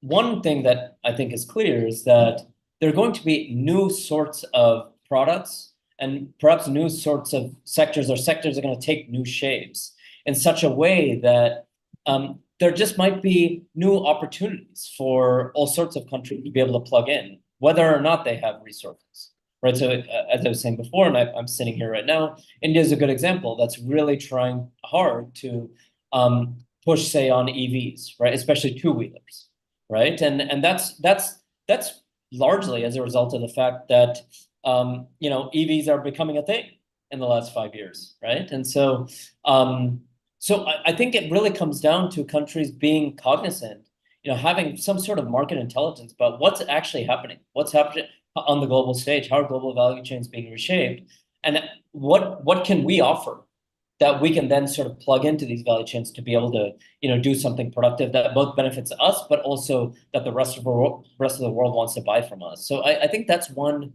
sort of major green shoot. Now, again, it won't just happen on its own, but it is an opportunity. bother. So you're saying we actually have to go do something rather than just talk about it. That's the business that I'm in. So yes. Awesome. Well, with that, thank you very much, Kartik. Round of applause, everybody, for the fabulous Kartik. Excellent. Brilliant. So we're now into our final talk of the day, but it's not really going to be a talk, is it, Darren? I think it's going to be a natter, which is our version of a fireside chat. Is that correct? Yeah, that's what we normally do, isn't it? So this is very dangerous, I think, what Darren and I are about to undertake, because we have lots of wonderful discussions, none of which necessarily need to be broadcast to the world, but we're going to try and have a discussion now. Now, Darren, what I'm going to invite you to do is to firstly introduce yourself so we know who you are, and then I'm going to ask you about your title that you put to the fore with regards to this session, which was Mining Needs to Be Done Differently, ... But firstly, Darren, would you like to please introduce yourself? Thank you. Hello, Sarah. It's great to see you. Hello, everyone. My name is Darren Quayle. I want to take you through a little bit of an introduction. I was born in Africa. I was raised by an African woman. My first words are in Zulu. She also happened to be a witch doctor. I left Australia with my parents when I was 8, and I moved around the world. My dad worked for a very large earth moving company with yellow products, so you can probably guess who it was. So I have sort of an African-centric beginning, but also I've been involved in mining all my life. So I have not really experienced anything out of this sector, although I've had a few sojourns in the British government as the British government's mining engineer. But this is an area that I've been involved in for a long time. The context, that's who I am as a person. I currently work for a company called Worley, and Worley is Australia's largest engineering company, and we're heavily involved in the mining industry, but also the downstream processing of raw materials, including critical minerals, right through to cathode active materials and battery active materials, etc. But also we take the recycling of that, so we're heavily involved in the recycling of metal products, particularly critical metal products. So given that background then, Darren, and I mean, I'm quite keen to hear more about the witch doctor, but we'll come back to that later. Why do you think mining needs to be done differently? And perhaps begin to go into what needs to be done differently. But let's start with the why. Okay, well, how do you get to the question, right? I in the British government, I was able to host I hope she doesn't mind me saying this, President Bachelet, Michelle Bachelet, who's quite an epic person. She's now in the United Nations, I think. And as the Chilean president, we hosted her 2016, and we organized her to open up the London Metal Exchange and other things, given the dominance of Chile in the copper market. And one of her team said to me when we organized a meeting with her miners, including Anglo American, Glencore, and others, they said to me, you know, the problem with you miners is that you're always the bad guy in the movie. And it was so shocking to hear that, because as a person that had been deeply involved in mining all his life, and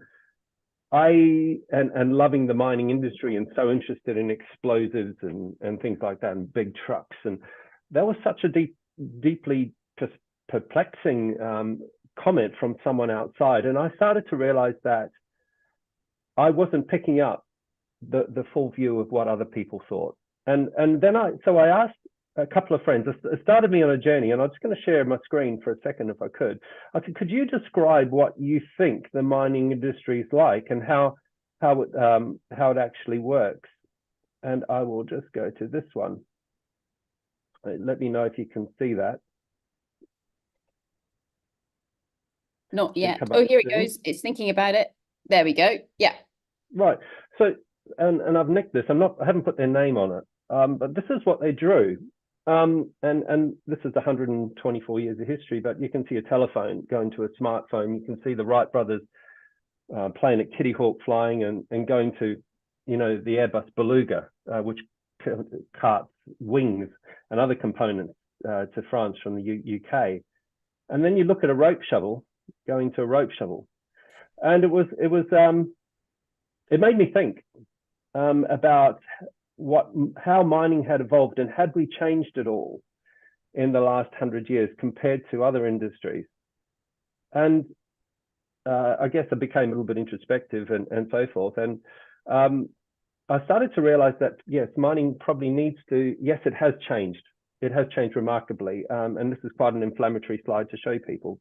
Quite a few people get upset by that. But I think we've got a little bit better at doing things bigger. You know, fundamentals of tailings dams remain the same. Fundamentals of a very invasive process of mining remains the same. And I wonder if we have adopted or implemented everything that we need to in order to make mining a fit for purpose and to sort of enable it to be that powerful force for good, which it is so capable of. And I mean, with that, Darren, do you think, you know, and I think that actually that slide that you just showed of the rope shovel going to a rope shovel, although be it a slightly shinier rope shovel, and I'm sure more efficient and everything else, which is truly glorious. Why do you think it is that we haven't necessarily seen the innovation within the mining sector that has been going on elsewhere? Is it because we've been innovating different things, like we've been concentrating really hard on safety, for example, and actually trying to say, like, make our mines safer, so we focused on that bit rather than how we actually mine? Or what do you think is going on there? I've got a different perspective. I've been unpacking this for quite some time. So let me use a typical mine, and people say, yes, it takes 15 years to get up and running. It'll take several $1 billion of investment to get that out of the ground. And when we talk to insurers and funders, and I did this with my role in the British government, when I talked to funders and insurance companies, and I said, right, look, I was part of a team that developed the deep eutectic ionic solvent technology, which is now being run out, and that could transform mining. All going well. And I went to these funders and as we were trying to spin up that company, I said, this could revolutionize the mining industry. But as part of a pack of others that could come through, why are these things being so hard to adopt? And the insurers said, well, the funders said, we've put so much money into this mine, we are not really prepared to back a technology which is substantially different, even though it has such tremendous possibilities. We want the return on the investment. Imagine if we were to put 3 or 4 billion into a particular project with new technology and it didn't work. This is all about a return on the investment. And furthermore, go and have a chat to the insurers. So I did. And they said, there's no way in God's earth that we'd insure that. So what we're stuck in is there's really good, I mean, deep eutectics is just one technology of many, but there's some really, really good technologies which can possibly transform the mining industry out there. But not being allowed to, simply because of the potential to ruin an investment of substantial investment. This is world-class, world-leading sort of numbers, right? So that's for me the biggest thing. It wasn't about safety; it was simply about the funding. And this is, I find, really interesting because from that kind of appetite to take risk perspective, on one hand, and we've heard people describe mining and exploration being both conservative and actually very risk-seeking in the same breath this week. And I think my interpretation of that is because depending on which bit we're looking at, we get a bit of both. So for example, if you're an insurance company, you're incredibly conservative, but compared to your peers who are insuring other industries, you're actually quite risk-taking because you're going, yeah, we're interested in insuring something in mining, but that boxes us in. And we wrote a paper probably back in 2016, 2017 on this. And one of the main reasons why you don't have technology and innovation in mining is, yeah, you cannot get the insurance, which therefore means you can't pay for it because you can't then raise the funds. But then on the flip side, as a sector, and maybe this is, I don't know, maybe the geologists were really bad at sharing this, we don't know what's under the ground.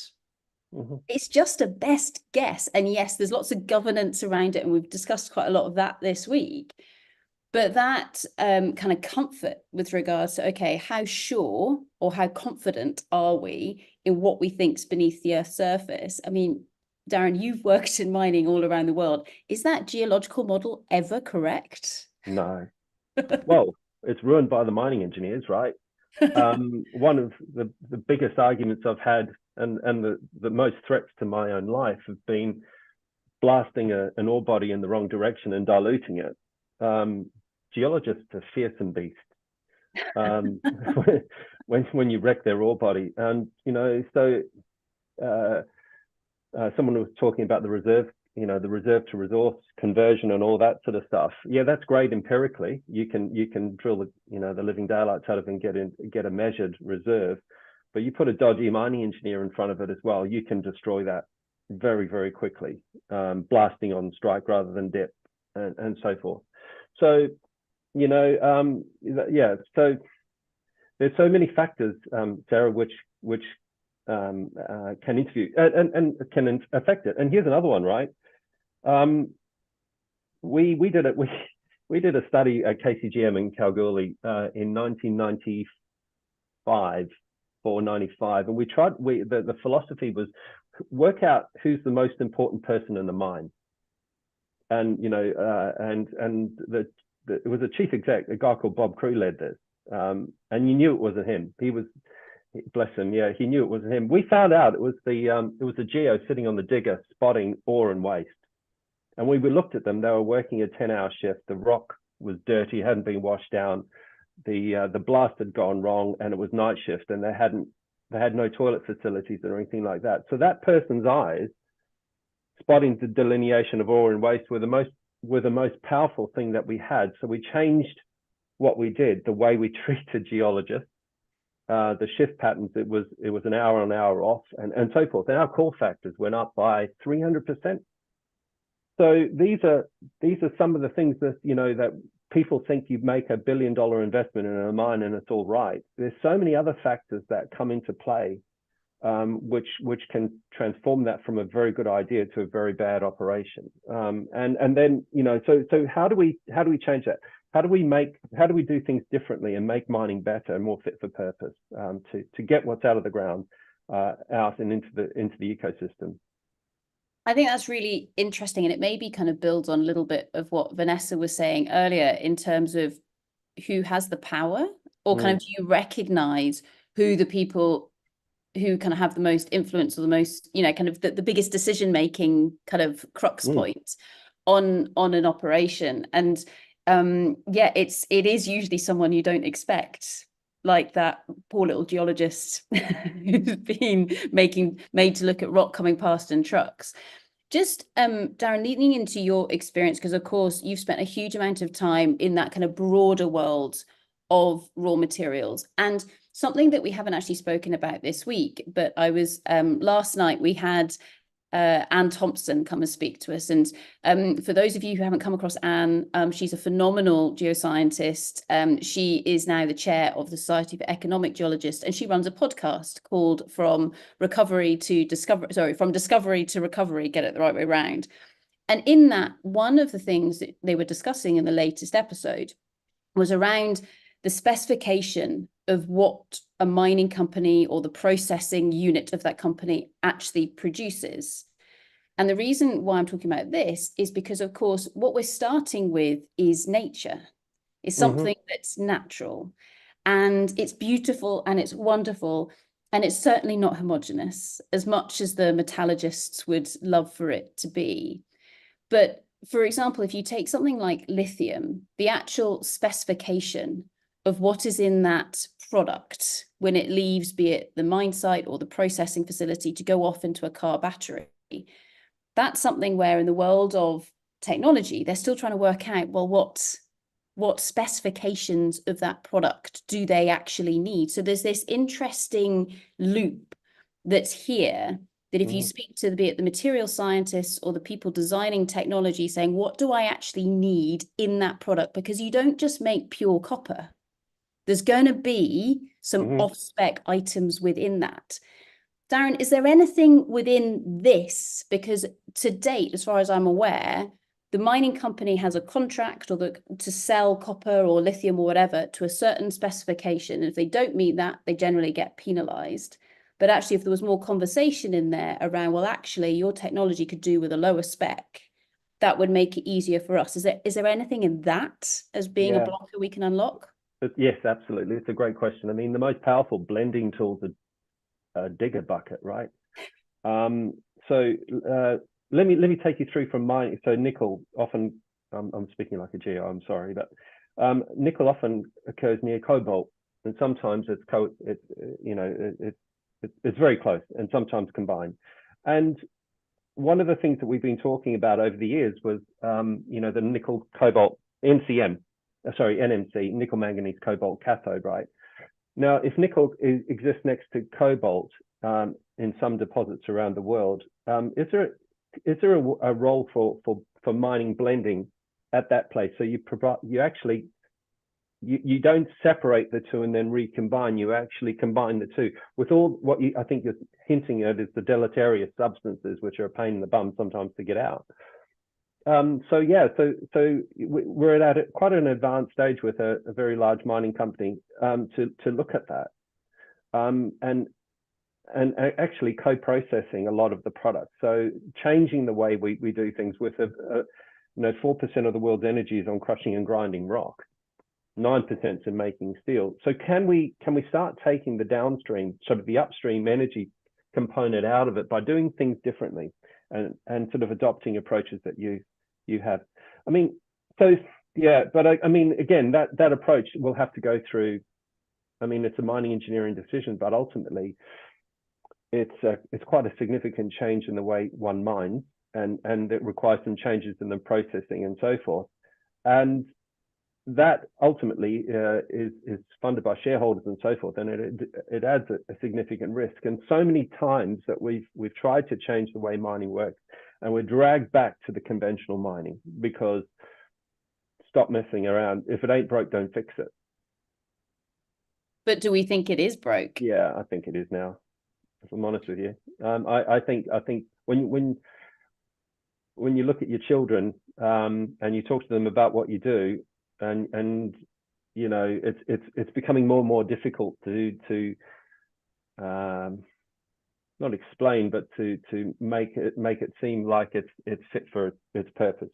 I think I was talking to a lady called Estelle Levin-Nally, who's a very clever lady involved in ESG and other things like that. And we were talking about new ideas about how mining could be reprofiled to better support local communities in which those ore bodies exist under.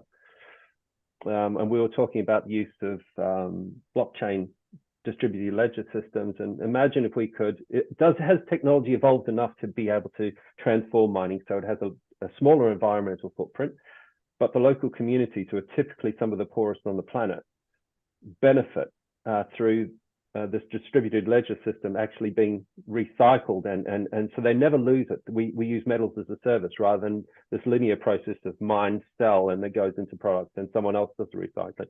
Can we link the recycling back into the local communities and give them this enduring annuity, if you like, that enables that area and maybe that country to become more prosperous? That's where I think we need to head for mining. I think the technology has evolved enough to do that with deep eutectics and distributed ledger systems, and I think we're there, but I don't think we'll be allowed to because of the significant capital that's been invested and the need for that return. It's just a risk that is too great to take. Okay, so we need to do something about breaking something to do with the finance bit, and there are some big, perhaps golden handcuffs, which are tarnishing, and I realize there's a problem with what I've just said there, in terms of what's constraining us from moving forwards. But let's, in terms of a thought experiment, Darren, and then we'll wrap up. Let's just say that we decide to sit down and have a meal together in 30 years' time, and we're still looking beautiful and glorious and young. And we say, God, that raw materials sector, because maybe it's been rebranded by that point in time, look how it's changed. Do you remember that slide that you showed when it went from the rope shovel to the rope shovel? And now look what's going on. What do you think that world will look like? I'm quite pessimistic. I don't think it's going to change. Oh, Darren. I'm sorry, I don't. I just see. I work with the city, and I was talking to a massive bank just on Tuesday night, and they said it's the mousetrap. The second mouse gets the cheese. They do not want to be that first mouse because they always get smashed. And this guy was the chief exec of a very, very, well, one of the world's largest banks. And he said, no, we won't invest in that. We will not invest in first of a kind technology, even though it's scalable and it's got great ideas, the risk is too great for us. But I mean, let me ask you, as we wrap up after a week, Monday to Friday here, what sort of things have you learned from your presenters this week that sort of give you a glimpse that my perspective is slightly wrong, that there is optimism and hope that going forward that it can change?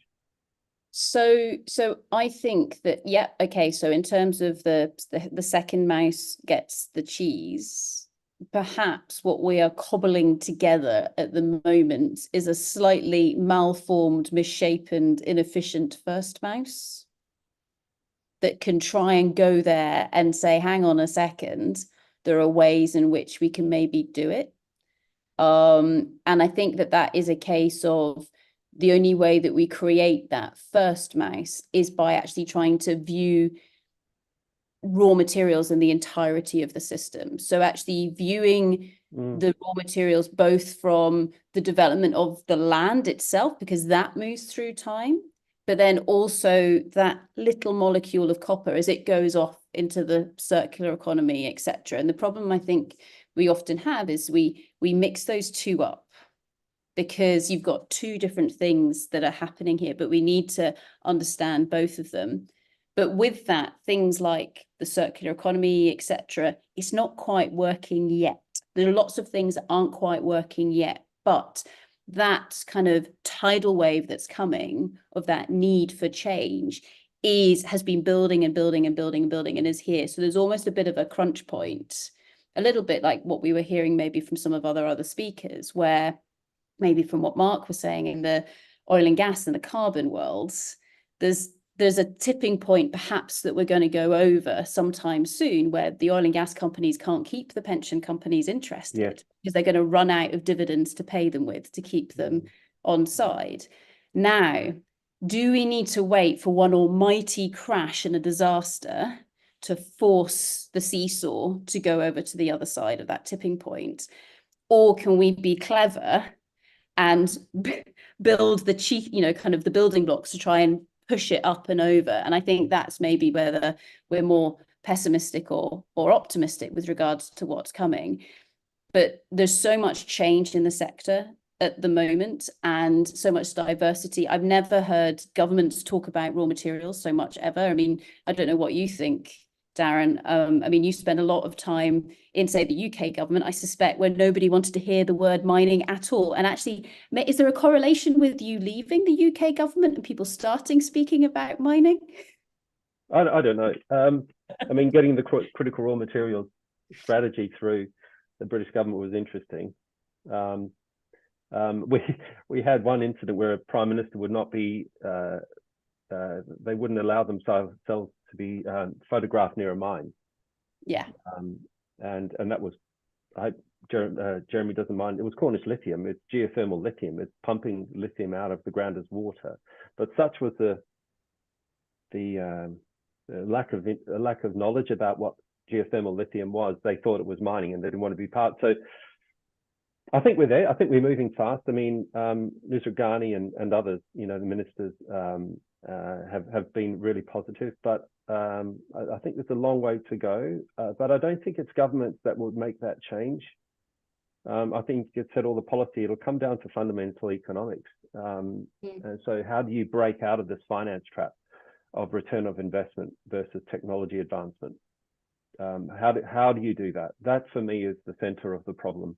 So I come to conferences like the Responsible Mining Conference or Minerals Conference and trying to understand new ways of thinking. What Matt Grimshaw was talking about today was really interesting. Half of the world's discoveries is still in the ground. Imagine we could do things differently.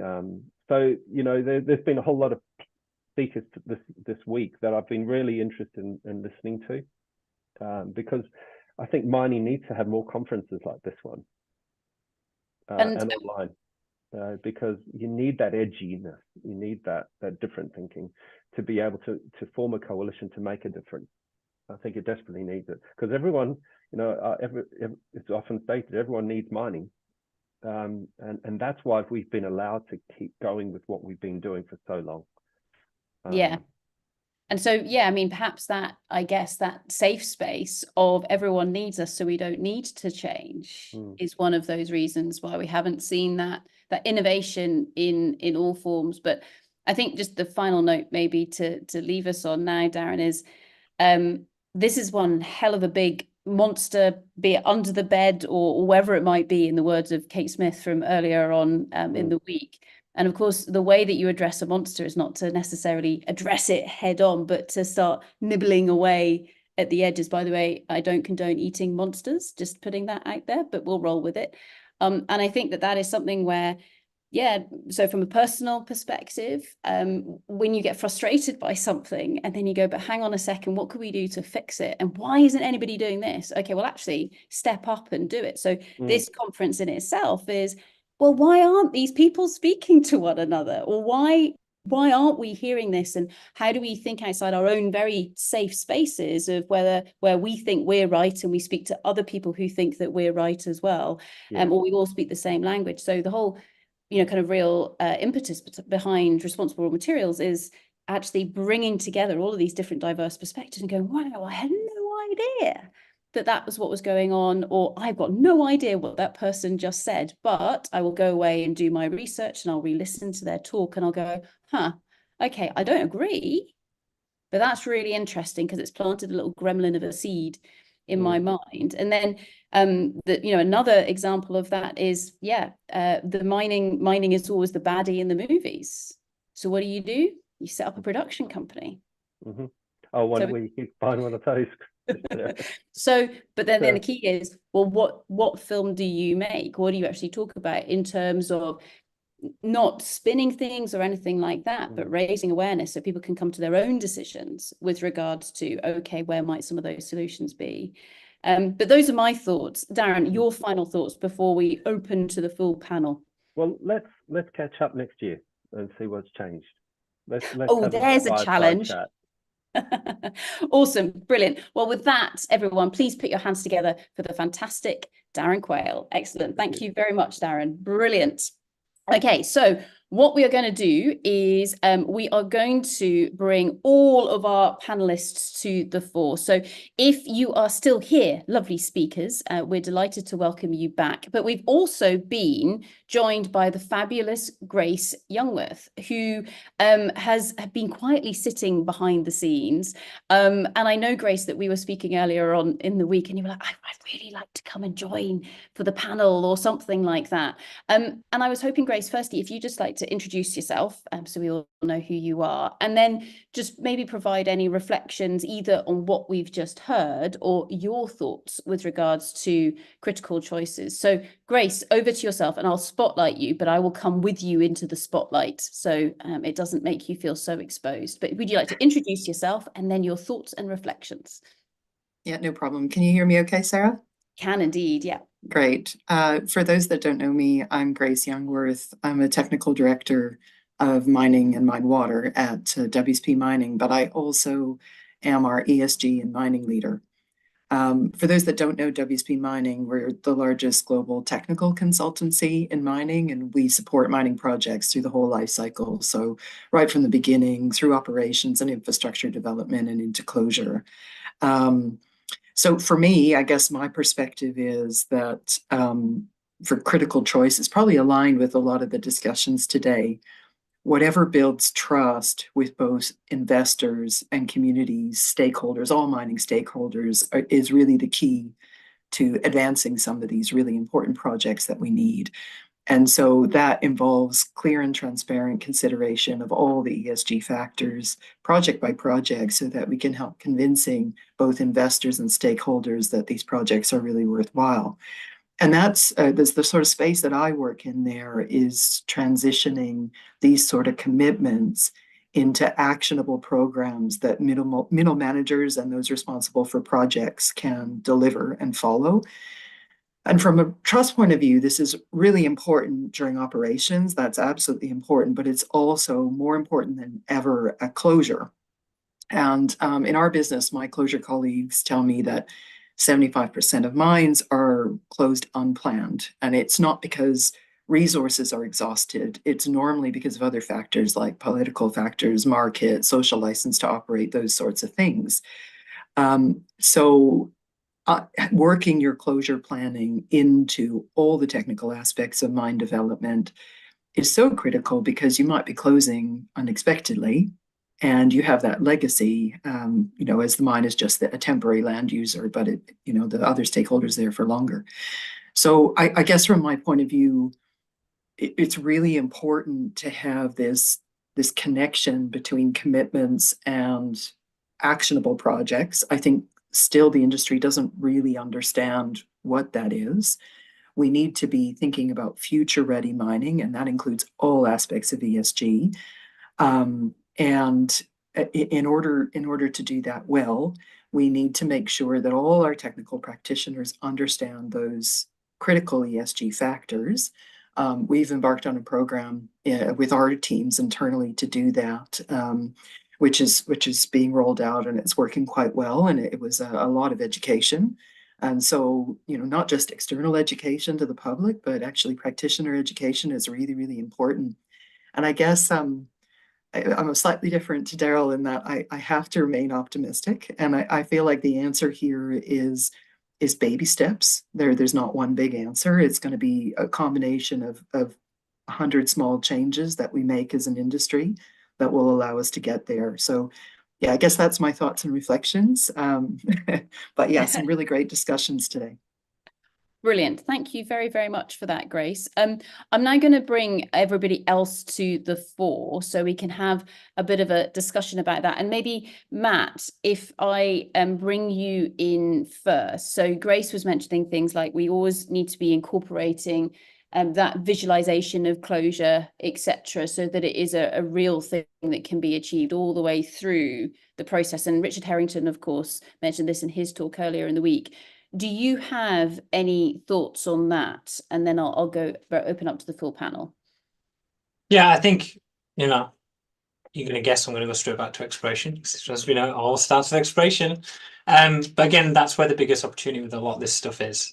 So if we can basically incentivize exploration geologists to engage with that concept of what is it going to be at the end of the day, that's where I think the biggest difference can be. Because like I said, at the moment, we're not quite there. You know, we're at that short-term thinking, whereas really, unless you embed that kind of bigger picture thinking within the whole value of things, yeah, that's the only way you're going to do it.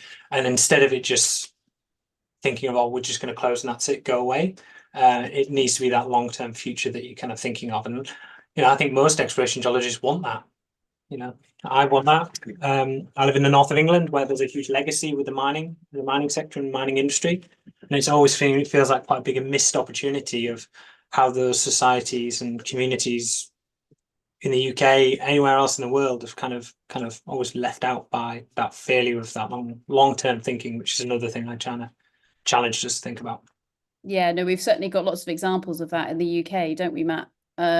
So what we're going to do is I'm going to do a little lap of our wonderful panelists and start by asking you, and Libby, if I may, I might start with your wonderful self.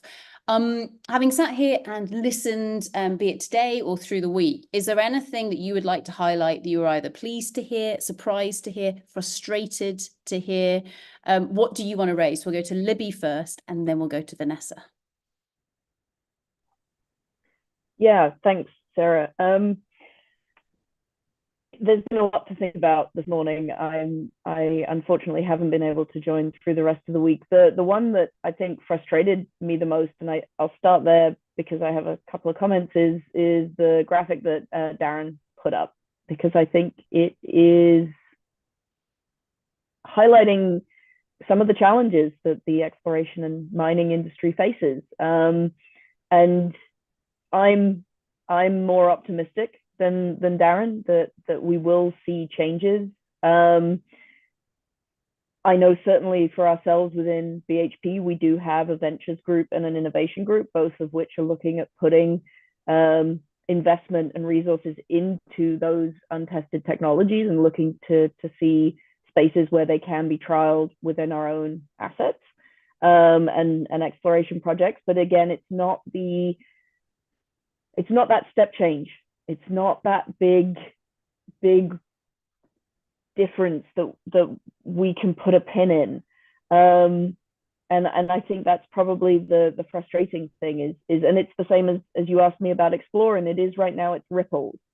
It's not a big, it's fly fishing, not dynamite. And maybe that's a good thing. But how do we change it? And it's been so gratifying to listen to the conversations today, because I think the more people we have in the industry or adjacent to the industry, or who for some reason have stumbled on this and not been engaged with the industry before, that we can get them to bring their ideas and we have to work this out together. And that's what I've enjoyed about the discussions this morning, is hearing all of the different ideas of how we can solve this, that there is a desire to solve it. Brilliant. Thank you very, very much, Libby. And Darren, you knew that slide was going to invoke some emotion, didn't you? See, we knew it. Vanessa, what do you reckon? And then we're going to bring in Kartik. Okay, so it's turning into a bit of a poll on whether or not we agree with Darren, but I think probably both in the camp that I am similarly pessimistic, that short of a fundamental change, I don't think we're going to get anywhere near it. And, you know, if you look at the sweep of history, major changes have tended to happen in chaos. It's almost always been disorderly transitions. And when there has been an orderly transition, it's usually been delivered by something like a more or less benevolent dictatorship. So given this is a global problem, I can't see us developing a global dictatorship anytime soon. So that said, in terms of, I do think there is a lot that could change, but it takes an effort of will amongst the elites, and that then there needs to be enforceable frameworks that force that change, because I think the degree of inertia we've talked about, Mark talking about the markets and investors who are wedded to the capital streams that come from oil and gas, they're not going to let that go while they still have the option, and while that still provides what it provides. It has to be stopped for that to change. You know, human nature is what it is. Inertia and resistance to change will stymie us unless people are forced into that uncomfortable space of having to change. Well, Vanessa, we will all vote for you to be the global dictator. Just putting that okay. one Yep. out there. Yeah, I'd make a fantastic queen. Okay, just give me the job. There we go. Okay, hold Okay. on to that thought. We'll come back to it in a second. Kartik, please save us. What were your reflections other than us now being truly terrified? But Kartik, what do you reckon? And then we'll go to Matt. I'm not the one to be saving anyone, so I will directly respond to the poll that Vanessa nicely articulated. I think maybe I'll start with a note of positivity, which is that echoing what I said earlier, I do think that you know, despite the prevailing sort of dynamics and the prevailing you know, incumbents, you know, pursuing what they've always pursued, whether it's, you know, getting more stuff out of the ground or whatever it is, there has been quite a lot of sort of change, not only in orientation, but also in terms of resources flowing to, financial resources flowing to sort of things that we need to solve some of these bigger problems. So I think that's something positive to take away. We may not reach where we need to reach, but better than nothing, I suppose. But I think Vanessa highlighted something really important, which is that you know, this is about fundamentally politics and power, and basically, if our governments, our politicians, sort of in combination with the people that influence them, large companies and various others, if they don't sort of like make the right decisions, it's sort of hard to see how we're going to reach sort of, I think Mark was showing the 1.52 and above. Hard to see how we're going to get to those points. So I think it really is about, to the extent, maybe one thing I would say as a reflection is that to the extent that, I'm not in the mining industry, but to the extent that people here are, and there's a true belief in wanting to actually try to contribute to solving some of these global challenges, then actually, you have more influence than me. I'm just a person. But if you're if you're part of a large company, you have perhaps more of a chance to influence decision makers to be able to do something about this. Awesome. Thank you very, very much, Kartik. Fantastic. Matt, over to you, and then we'll go to Darren. So I'll probably start saying, Libby, ripples form into waves. So the ripples that this BHP Explore is kind of forming, they're going to go somewhere. So keep supporting and keep going, because I think it's absolutely fantastic to see that kind of initiative starting and more of the same. Darren, I agree that the way things are now aren't where we necessarily wanted them to be when we look past, but this goes back to that kind of question of silos and being narrowed. The innovations that can be created within that space of the current how we mine are kind of constrained within the system that's there. So there's only so much you can really do of optimizing the things that need to be there. I think I used the quote earlier, which is, the worst thing engineers can do is optimize something that shouldn't exist. So maybe we should kind of redefine how we kind of do that. And then again, leading into that question of the wicked problems we're facing. So the challenges of today are different to yesterday, and they'll be different again tomorrow. So if you go back 10 years in the past, what we're doing now that's fundamentally different than today. And I'd say that I think change can happen very quickly. We might not be able to envisage it now, but even little things like, not little things, but big things that just happen that all of a sudden flip our systems upside down. The one that comes to mind initially is BHP trying to gobble up Anglo American. That could really fundamentally change the whole system and the market of how big companies operate. All of a sudden we've got a mega giant who dominates the whole copper market. The interest of people like new actors on the play, like Saudi Arabia, that 10, 15 years ago, they were nowhere. Where else are these big systems gonna come from? We talked a bit about oil and gas. Mining as a sector, Ludovian had a wonderful quote the other day, I can't remember off the top of my mind. The size of the whole mining sector together is pittance compared to some of these other sectors. So all of a sudden, maybe an oil and gas company decides to gobble up the whole of the mining industry. And then a tech company, so these things could happen very, very quickly. And I think in when did you say 10 years time, Sarah, when we're going to revisit some of these things, I'm quite optimistic that something radically is going to happen. I think the time for change is kind of now. And I'd kind of go back to my challenge of everyone to make that choice. It's all within our powers to do something. And I think, let's get on with it, as we said before. Love it. So we've had the optimist that is Matt, who's the exploration geologist. Darren, bring us back down to earth. What are your final comments before I go to the last final question for everyone? It's below ground, isn't it? It's below earth, isn't it? The thing that's different. If I take you from 1987, when I started my degree in mining in Kalgoorlie, to now, the people are the difference. When I joined Worley, my commitment was to create a team that everyone wanted to join and no one wanted to leave. And we started 2 years ago with zero, and last year we turned over $1.3 billion in revenue with that team.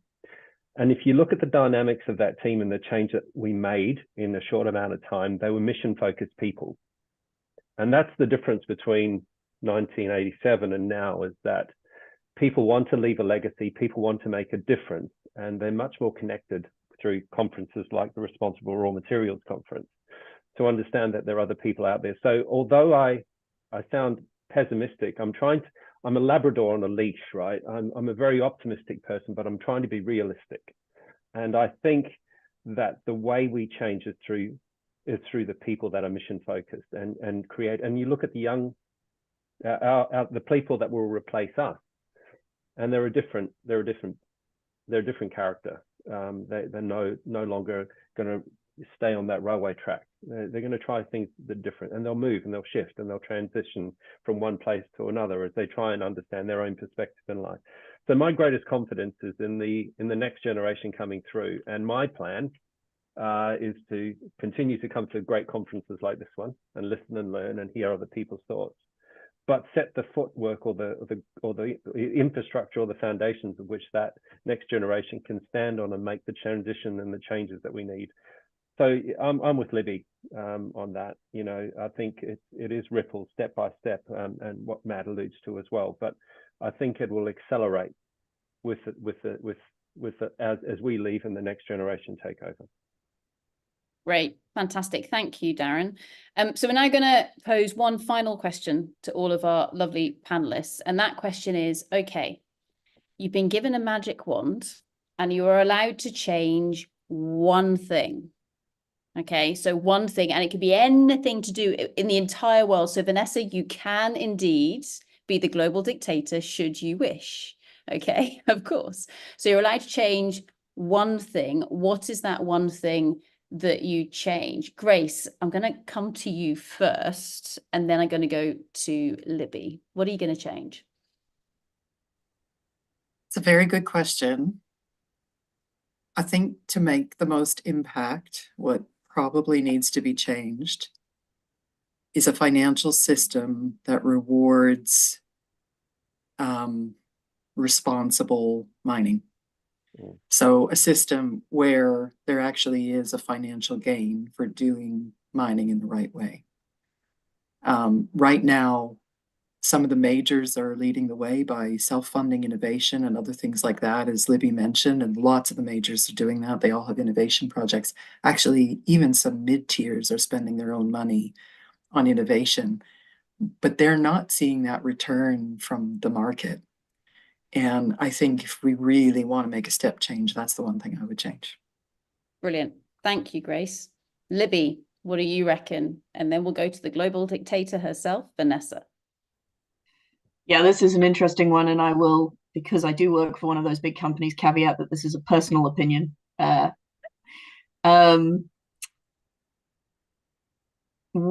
To me, and I'll go back to exploration because I think that's where it starts, and I think it's where a lot of the knock-on effects come from. And I'm going to talk about the financial situation again as well.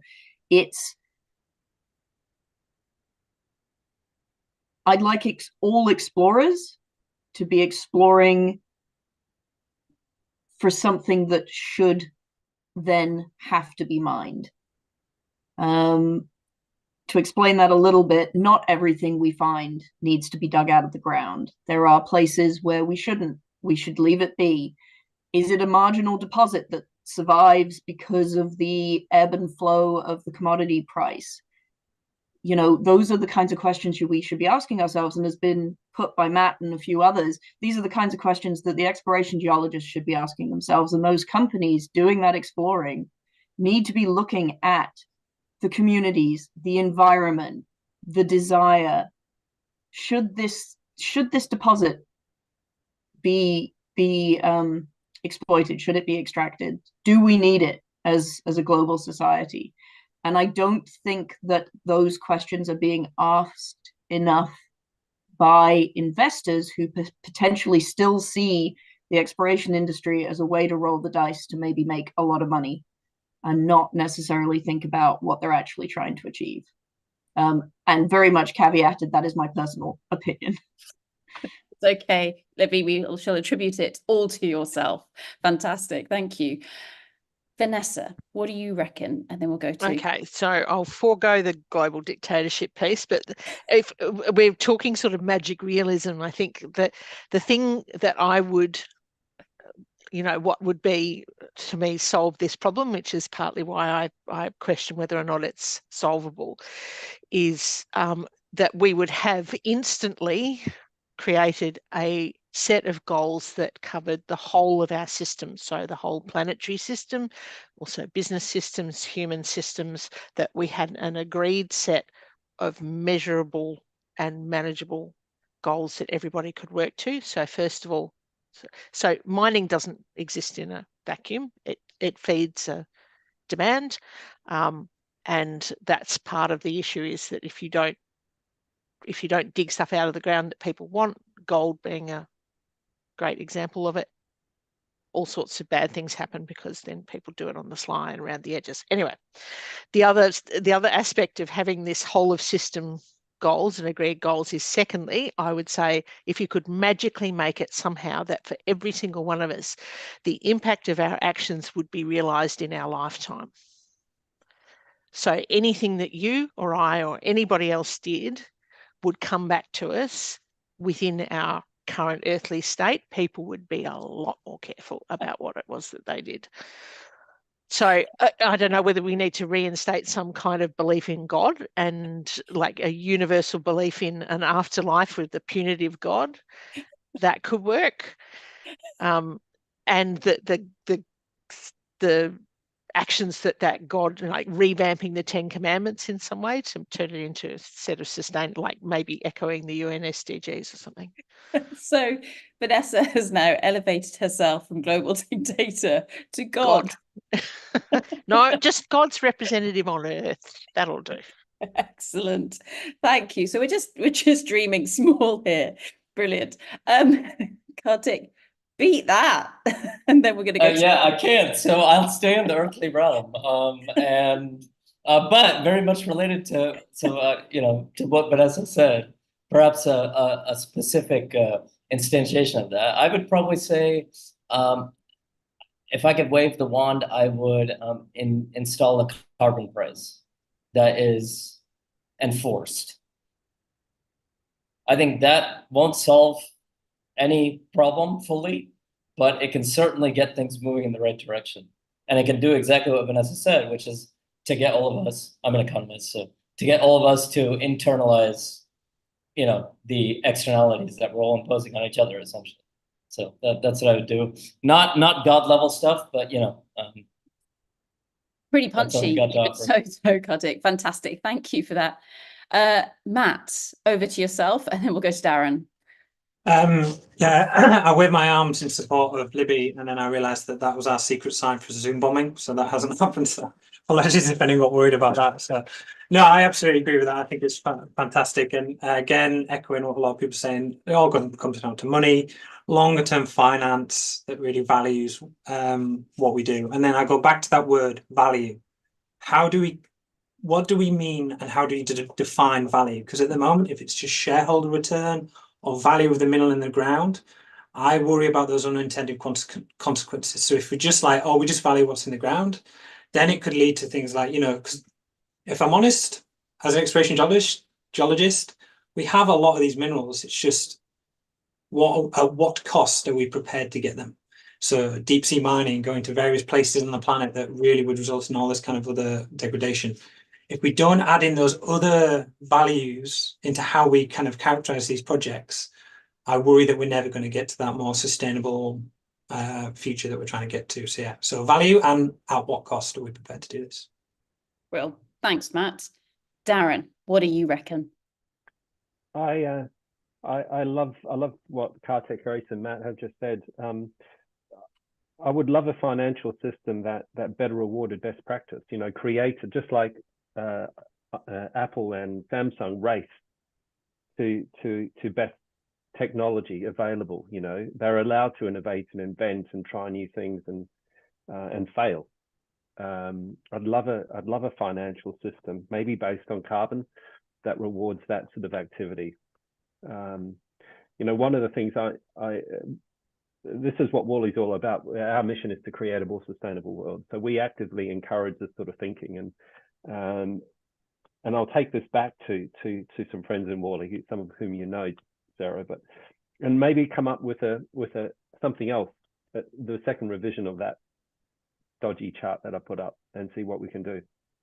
Brilliant. Awesome. Thank you very much, Darren. And a nice and practical action there to finish with. But on the subject of finishing, Ludovine, I know that you've got some thoughts that you want to share. This is Ludovine going, no, not yet, Sarah. Pad a little bit more. But Ludovine, we've sat here this week, and I think we have been, we've been so privileged to listen and engage and have the opportunity to challenge and discuss thoughts that have come from over 65 people from around the world. So, firstly, everyone, I'd just like you to give the Responsible Raw Materials volunteer team the most amazing round of applause. Absolutely fantastic. We couldn't have done any of this without you. So massive thank you. And that thank you, of course, also goes to Rose, who's on maternity leave at the moment, and the new little person that's in this world, because little person, we are doing this for you. And one day when you watch this and you're like, no, did they really talk about me? Yes, we did. Yes, we did. So we're doing this for the future, and a massive thank you to the team. This is the 5th time we've done it. I think we're just, well, I would say suckers for punishment, but I don't think we are. I think we learn so much during this week every year. It certainly allows me to not just have ripples in my mind, but actually go through big step changes and have these big aha moments. I know that these conferences every year certainly shape my thinking. So it's a very selfish endeavor. Why do we do it? Yeah, we do it for free, but it's so that we can learn collectively. And of course, make all of this available for everybody who wants to tap in and watch the different videos, because they're all free to watch. But Ludovine, any final thoughts from your wonderful self? Well, yes, there's kind of 3 words that came to me throughout all of our conversations. The first one is myths, because I think we debunked a lot of myths and slogans. And I don't know if it's a factor of the stress that our systems are under, or just we've gotten too used to Zoom and social media, but like there's a lot of noise, right? There's a lot of slogans. There's a lot of, let's talk value addition. And then we don't even ask what value is or question the word addition. Let's talk about new win-win partnerships. And then, right out of the gate, the first question is, how do you define a win-win partnership when they're so completely opaque, none of us can poke at them? So there's a lot of statements of intent, and I feel that this week we really pushed beyond quite a few. And so I'm very, very grateful for that, because I think we need to move beyond the noise.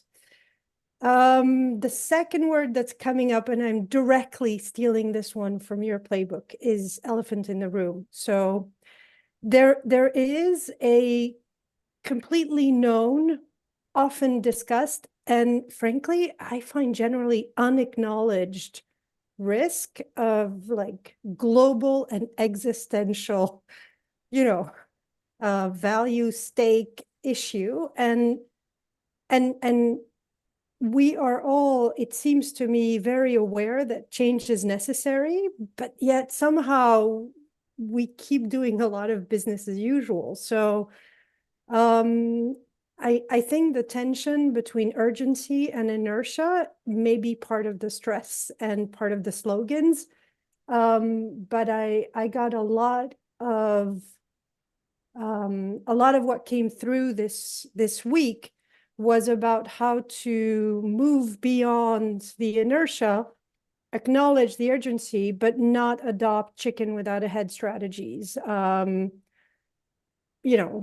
I said, we've debunked quite a few myths there too. And the last thing that really struck with me was, we do see models emerging. So we went into this conversation because we thought, we keep talking about, well, we need new models. Okay, so we asked people, what are your new models? And there were a lot emerging. But what we really also picked up was the difficulty of facing our own limitations, our own resistance to change, and the difficulty of even fostering those little unquantified, unknown pockets of future opportunity. So I was really struck by the discussion of the parachute science I had no idea what that meant. For those who still don't, parachute science is basically you take somebody who has a lot of the keys to their skill, drop them into a situation, they develop some science, and then they pull out. Their immersion or impact on their context is nil. I'm sorry, but that applies to parachute consultancy. It applies to parachute management. It applies to parachute governance. So I'm really struck by the effort that I need to now make to question my own models. And this kind of ties back to what we were saying earlier. What's the cost of new models emerging? I'm just very nervous that we keep thinking we are the first to face this. And yes, the stakes are global and existential, so the tools will not be the same as before, but humanity has gone through massive model changes. And if all we're concerned about is who's going to pay for it, then the answer has already been given by previous examples. When the railroad emerged, the Carnegies and the Vanderbilts built them, went bust. The state picked them up, and it became a common good. So I'm just very aware that we should also question how we've gone through model changes before, even though the stakes are bigger or different.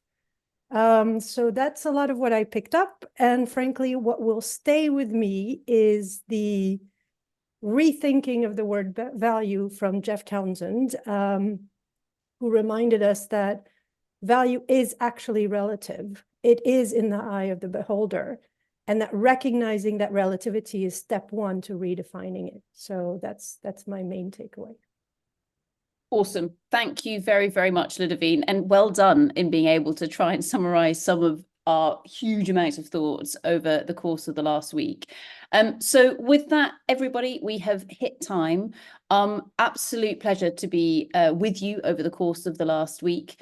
If you want to go back and review any of those videos, I know I certainly will be, please go to the website, click on those links, and you'll also see that we've been adding in additional material where the speakers have provided it to us. It should be gently appearing in with their abstracts and their videos.